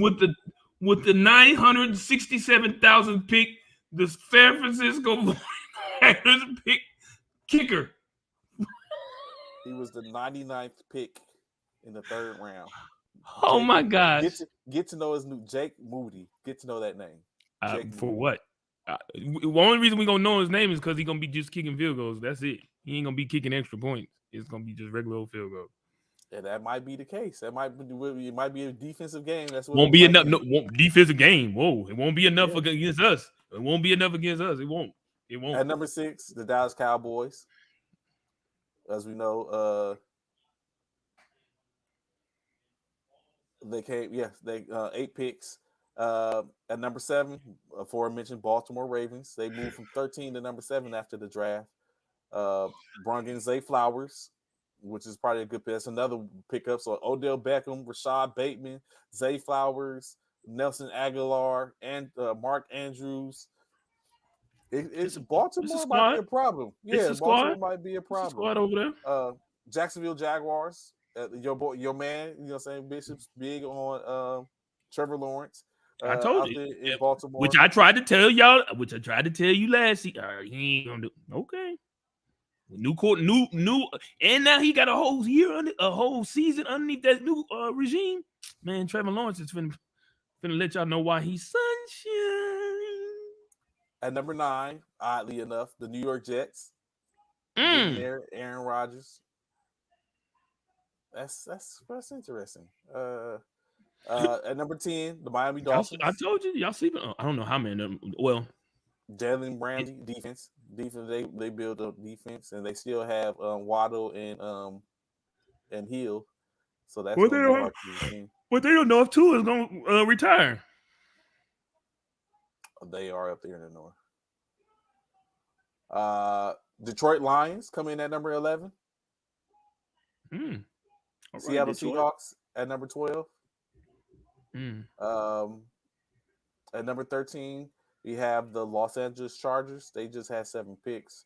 They did pick up a big body receiver to help out. Well, not a big body receiver. They picked up, who's that receiver that they picked up? Quentin Johnson. They picked up Quentin Johnson. At number 14, the New York Giants. Pittsburgh still just coming in at number 15. At number 16, the Minnesota Vikings. You know what? I laugh, but I got to take in consideration. We laughed too last year, and Minnesota was a problem up until they wasn't anymore. It was like, how did y'all even get here? But if they took USC quarterback Jordan Addison, Addison is gone. He moved on to he's now in Carolina. New England Patriots come in at number 17. At number 18, the New Orleans Saints. Definitely, like we talked about earlier, Alvin Kamara, uncertainty surrounds him and where he's going to be at or what he's going to be doing at the end of the year. Bro. I didn't even know that. What's that? Philadelphia, more and more, my Eagles, man, they doing mad things, man. The Philadelphia Eagles have signed undrafted free agent Jaden Hazelwood, who was last year a part of the Arkansas Razorbacks. Prior to that, he was Oklahoma Sooner. And I actually had the opportunity. He played in the Army All-American game here in San Antonio a few years before he went to Oklahoma, the University of Oklahoma. And I took a picture with him. Boy, wait until that time comes when it's time for that boy to do his thing out there on that field. Let go. At number 19, the Green Bay Packers. The Los Angeles Rams show up at number 20. I wonder what's going to be like if you get Cooper Kupp back. Cleveland Browns come in at 21. Deshaun Watson. Do you think Deshaun Watson has a better year? You think he's going to turn it around? Yeah. Oh, yeah. He's going to bounce back. With a full year under his belt. Yeah, he's gonna bounce back because he missed so many games last year, so he didn't really get a chance to get into his groove. But this year, yeah, he gonna bounce back. The Las Vegas Raiders at number 22. At 23, the Atlanta Falcons. I think they're going to have a turnaround year too. Getting your man Bijan Robinson is probably going to make a difference. I don't think so. You think Atlanta's going to still be still gonna suffer? Yep. They're gonna try and get back on track, but it's gonna take a couple of seasons. I truly believe that. The Tennessee Titans. That's got to be a slap in Malik Willis's face to sit up and get drafted last year with a 3rd round pick, and then here it is a year later they draft the 2nd round, a quarterback in the 2nd round. I would say face would be like, yeah, I'm just gonna do a position change. At number 25, the Carolina Panthers. At 26, the Chicago Bears. At 27, the Denver Broncos. 28, the Indianapolis Colts. As we know, they drafted Anthony Richardson. At 29, the Tampa Bay Buccaneers, expected, even with Baker Mayfield in the fold now. Him and Kyle Trask are going to do battle. What Coach Cal say, Bijan is being held hostage. He's know where the home is. Arthur Blank, count your days. You actually thought y'all was going to get Bijan, Calvin? You sound like Bishop thinking they was going to get him. We was going to get him. We had moved up to get him. We was going to get him. We was one pick away. Washington Commanders and Sam Howell at number 30. The Houston Texans at 31, and at number 32, the Arizona Cardinals. That's currently the rankings after the draft. I don't think I was gonna get him, man. I think he was. We was gonna get him. Oh, yeah. You know what? Y'all probably would have. Yeah, he probably would have. Definitely would. I think he was in y'all grasp. Picked up what's it called? We just picked up Swift right after the draft happened. Or no, it was during the draft, actually. It happened during round 3 or 4, I think. Yeah, late. So why wouldn't we have picked him up? Yeah, we'd have picked him up. Who will be the number one fantasy pick? Oh, I don't know. This year? It's probably going to be. You know what? That's a good question. That is a good question. I'm sitting here thinking. So the number one fantasy pick, Jonathan Taylor, is probably going to be Jalen Hurts. Probably Jalen Hurts. Jalen Hurts or Patrick Mahomes. Or Patrick Mahomes. No one tends to take quarterbacks in the 1st round. Hold up. I gotta start taking notes now. You know, I don't know. You can take notes all you want to. It didn't help you. It didn't help you last season. It ain't gonna help you this season. You know what I'm gonna tell you? I'm gonna tell you this. Bitch, I'm telling you this. I'm gonna let you know. So I'm listening. You have to get down.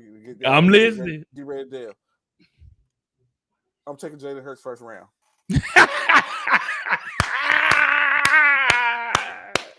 I'm taking Jalen Hurts 1st round. Good luck. Good luck.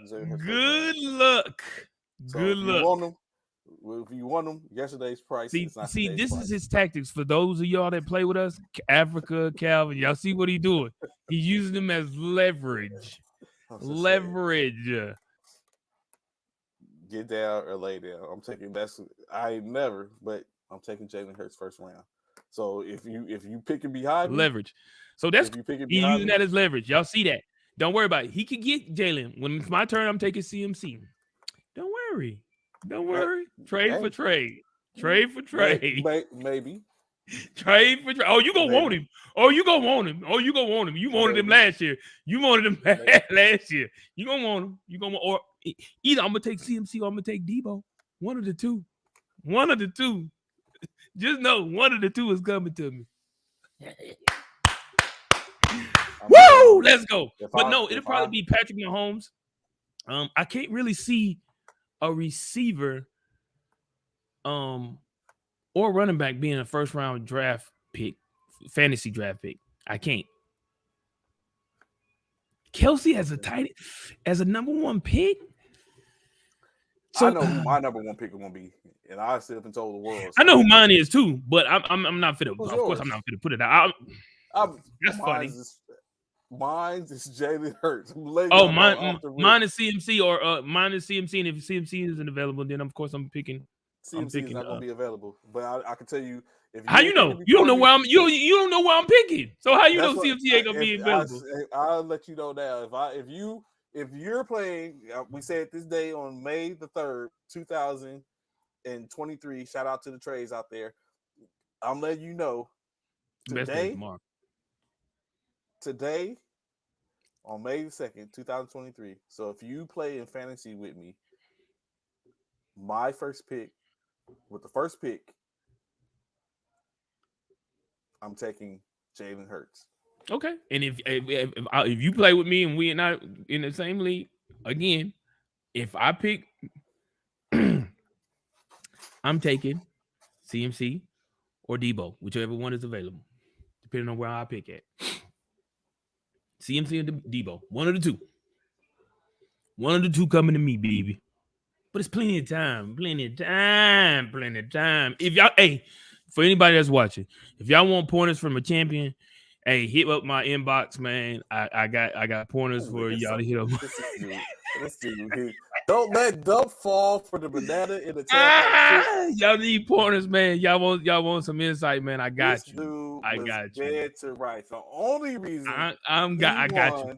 Is because the coach of the year in military basketball, coach of the year, Paris Daniels, did not get the chance to finish the season because he did finish the season. The season was finished, and if you go back, it says yes, it says finished season. The season says finished. The points was not tabulated because it was tabulated. They didn't tabulate the points from the Buffalo Bills. Who they played when Hamlin got hurt? The Bills in Cincinnati. That game didn't get played. Yeah, that game didn't get played. So it got played. It got played. It didn't get played to its entirety. It did play. They did play. So it didn't get to play to its entirety. That's what you're going with. Yeah, absolutely.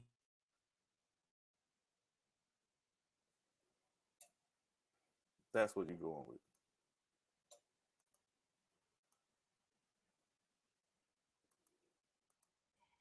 Absolutely. There was stats on the board, so I got to yes, I'm going with that. It was stats on the board. People got stats on it. Was stats. If you go back and look at this, I'm going in now. I'm looking. Yeah. I'm getting ready to take a look. Yeah. Please, let everybody know. Pull it up. Pull it up. I want everybody to see it. Yahoo Fantasy. Was it Yahoo or was it? Which one was it? It was Yahoo. Because I did. So, I mean, I'm. Damn, there was another school shooting. Golly, bro.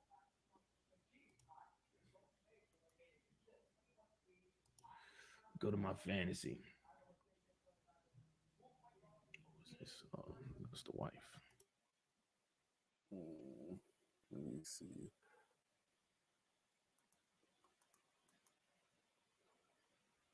I finished 7-7. Third rank from the depths. Y'all try to count me out. I was in there. Let me see as we get close to our time. But all my life, I got to sit up and prove. I have to prove things.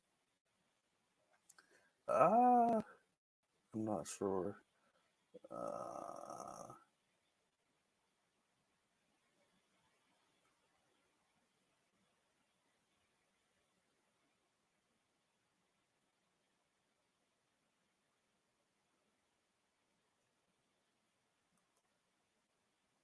Every defense coordinator views Hurts as the number one problem. It would be amazing if he can still put out crazy stats.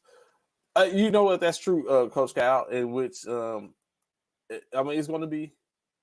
He's definitely going to garner a lot of attention. I mean, who would be foolish not to give him that attention? So without a doubt, he's going to garner a lot of attention. So defense is going to see him. You're going to start to see people that are going to start to create that have the ability to. I think they're going to create the same type of environment if they can with their own players. So I honestly think, like I say, without with Bishop not being able to hear, definitely believe that it's going to be a situation to where he's going to be a problem. He's going to be seen as such, and he's going to garner a lot of attention, which is going to be effective for this because they got Swift, which was a good pickup in my opinion. They still have Smith and Brown in the fold. They don't. They have Goddard, so they have weapons without a doubt. That's good. So they're going to be a front runner. They could be the first team in a while to win the AFC, the NFC, to win your division again, 2 consecutive years. So yeah. So I can see it. I can definitely see it.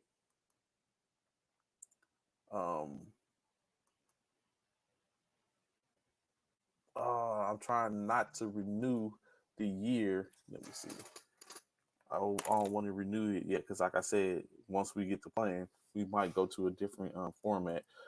Best defense versus Hurts offenses take away the pass and make him run for 4 yards. So if the pace and scoring increases the chances of him. You know what? I think I would go a different route. I think I would rather go with him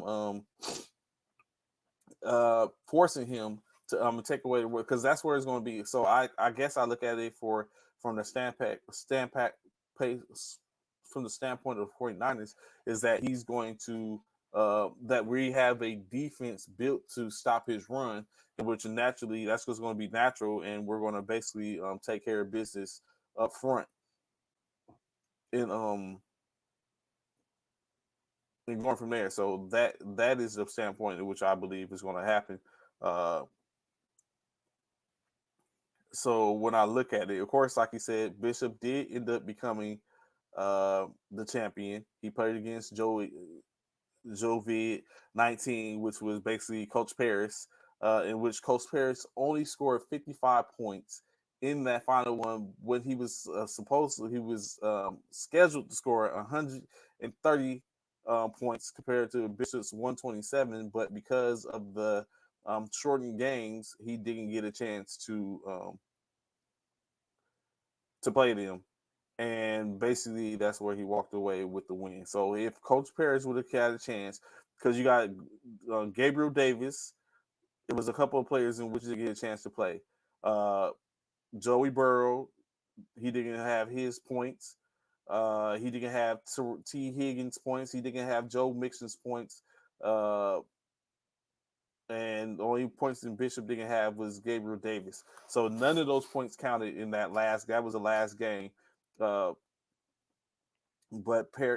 Bishop basically outscored them using Minshew, Gardner Minshew, Alan Lazard, Christian McCaffrey gave him 31 points in that last game. Travis Kelce gave him 11. Jacoby Myers gave him 11, 8 from the Kansas City defense. Travis Kelce gave him 11 points. Leonard Fournette gave him 8 points. So that was how basically he ended up beating Coach Paris. He didn't have anything on the bench. He had Woods, who's now in Houston. He had 14. He gave 14 that night. And Coach Paris had a grip. He had Isaac Pacheco. So if you look at it, when you do the breakdown, Isaac Pacheco was on was a player on his bench, a running back, in which he could have, if he would have replaced him and made him, that could have gave him points. Who else? Oh no! Don't stop with the hypothetical. Stop with the hypothetical because Joe Burrow didn't Joe Burrow didn't play. Didn't play. T. Higgins didn't play. Joe T. Higgins didn't play. Okay. So they played, they didn't get the points because they didn't finish the game. Okay, so but if you add Joe Burrow, you add Joe Burrow's 21, that would have put him at what 76? 76. If you add Joe Burrow's 21, that's 76. So 22, 17 would be 39, and then 15 would have been 49, 51, 53 points. That would have been 108. That would have beat you. 53 points? 53 points would have beat you. If they would have gotten that. That's if. Yes, if they would have gotten. Yeah, if they would have gotten that. If. Should have beat you. That didn't happen. No, there is no asterisk. I'm looking at it. Ain't no asterisk. There's an asterisk. It's an asterisk. So just so y'all know, I am the champion. 11-3, Hold on. Let's see. Hold on. Let's see I something. was Zip them 7 up. to 7. Yeah, I 7 was and 7 to 7. 7. 7 I and was 7 to 7. 7. Well, I was 7 to But 7 he and in third said, place. And but third huh? place. And third place. I was 7 to 7 and third place. How you? And I didn't have Yeah. and I didn't have any games in which I didn't, or the person I played wasn't lacking in games. It was head up. However, So in whose fault is that? you finished ahead of me. In state, no matter I what, did you finished way ahead. ahead, not just ahead, way ahead. I was 11-3 to your 7 and 7. You barely busted 500. But this was the same guy that said he was going 13-0. 13-0. That's what he said when the season started. I was in the dumps. I'm not losing nothing. I'm not losing no game. I was in the dumps. Like I had to come back. I'm not losing no games. It was because of my prowess in picking and choosing and orchestrating how I made it from being in the bottom of my division and conference to being able to put myself in position to play for a third place in a third place game. That's what happened. However, when you look at other individuals that were in the first place game, not taking consideration, Paris had a pretty good squad. Oh, hold on. Matter of fact, check this out, right? Since we're doing hypotheticals, right? Keep in mind, y'all saying he's saying all the people in which Paris didn't have, right? He talking about all the players, about Joe Burrow, T. Higgins. The only person you didn't have was Gabriel Davis. That's the only person that was in your But I lineup had Garner Minshew because Jalen Hurts was hurt. But that's the only. But yeah, Jalen Hurts didn't play because that was natural. You didn't. That was the players. Oh boy, hold on. Oh boy, that got hurt in that game. That was natural. He got hurt in the game. But that was natural. But they had to cancel the game. Your game didn't get canceled. If your game had got canceled, I would understand that. Your matters game none. It matters none. What I'm saying is, if Jalen Hurts wasn't hurt, guess what? It wouldn't have been no 108 to 103. We know that. It wouldn't have been that. But let's look at something. What are you looking at? So I can sit up and get ahead of it and stop it before you say it. No. You ain't finna stop this. Hold on. Let me look at it real quick. Because I know we short on time. 1, 2. Let me see. 1, 2. Hold on. I'm finna tell y'all. Hold on. Come on now. Oh, Joel Embiid plays tonight? Oh, he do? They said he wasn't 3. Yeah, he's playing tonight. 4, 5. I wonder what this dude looking at. Hold on. 5. 6.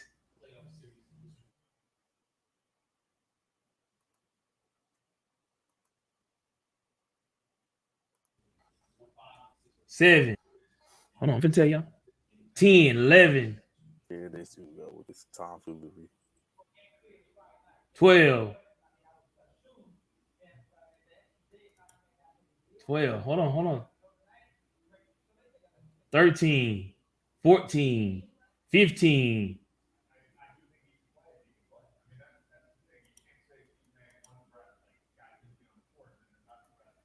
16, 17, 18, 19, 20, 21.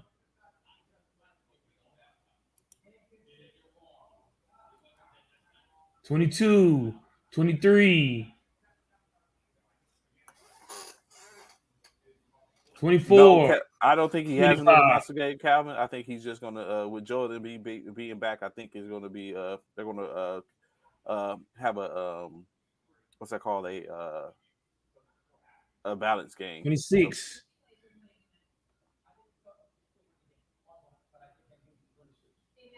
So, 26, 27. 27. I'm gonna stop at 27. 27 as of October the 7th. 27 transactions by Zip 'em Up. 27 transactions by Zip 'em Up. No. 27 transactions by Zip 'em Up. Yeah, season starts September, and he already has 27 in with a whole month still to go. He had this October the 7th. The season starts in September. He had 27 transactions. Zip 'em up. Yes. No. 27. Like I told y'all, If you want some pointers, you want to know how to do this thing, come see your boy. Come see your boy. If you want to see how to do some transactions, So you know what? I got corrected. ISO was against Herc in the championship. Yeah, that's what it was. ISO. Yeah, that's what it was. You finished third. And That's what Dog Nation put it fourth. Yeah, third. Which is Neor. So I was on the podium. I was on the podium. 6. Yeah. 6. Oh yeah. That's a good number for you, Roku. It is. It is. Yeah. But yeah. So you see why I see it. Trey used to bring them little mini rectangular areas. I made up my mind. I had to. 27, bro. I was a third place team, like he just said. I would hope so with 27 transactions. I was on the podium. I had to 27. I had to emerge like a phoenix out the depths. Like it was that serious. Oh my God. 27, Cal. 27 transactions. I had to. Cal, that's man. 27. That's a lot. That's a lot. And I didn't even go back all the way to the beginning of the season. I went to October the 7th. We still got 5 more weeks to go before I even seen it. I just see the so he probably got a good over 40 transactions. I am a proven champion in the past. No, third place. I had third place, and I played in 4 leagues this year. I didn't do too well in one league. Did you win in any of them? No, I didn't win this year. Oh, okay. I placed third place in our fraternity league. Okay. Correction, not third. No, I'm finna say 6th place. Yeah. I was finna say, hold up. No, third. you didn't. Yeah. Okay. I placed 6th place in our fraternity league. I placed third place in the first formation league. In Ronism league, I think I placed. Actually, I could look and see. I think I placed 3rd or 4th in that league. Let me see. In which you notice someone's quiet here, but that's the league. That's the league I didn't get. That's the league I didn't get to draft in. That's the league I didn't get to draft. See, this is the thing. This is the thing. The same thing happened last year in our fraternity league, and everybody, oh, Bishop, he ain't do nothing. He finished last. He ain't do nothing. I said because I didn't draft, I didn't even pay no attention to it. To the league because I didn't get the draft, so I didn't get to pick the people on which I truly wanted that previous season. I said, but watch this season. As long as there ain't no hiccups, watch this season. And look who took first. I placed 4th. I placed 4th place in the Sports and Shenanigans League. So that's a 3rd. That's a 4th place, a 3rd place, and a 6th place. That's 13. What did I place in that one? 7th. In that league, you placed. You were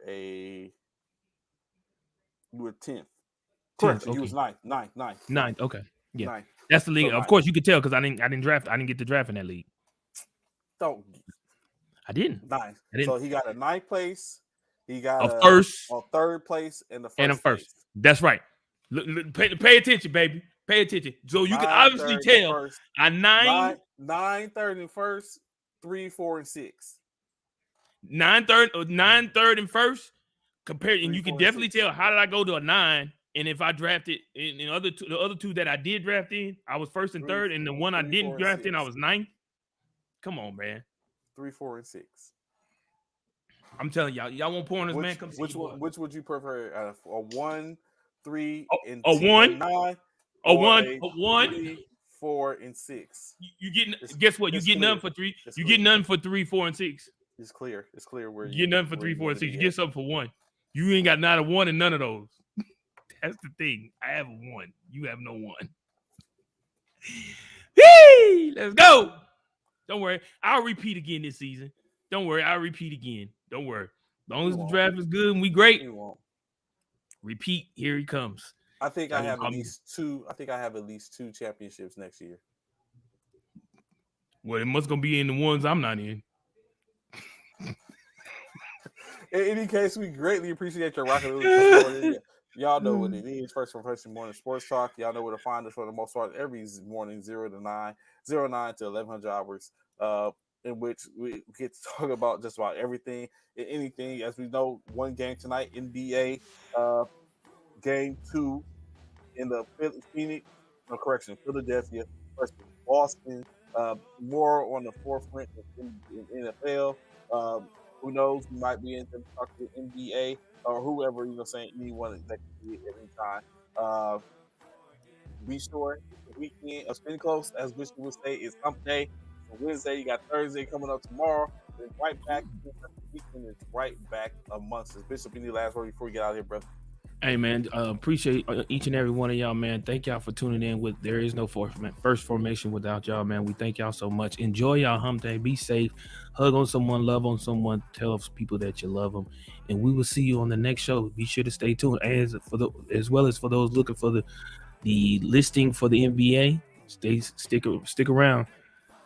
Listen up. It's coming soon.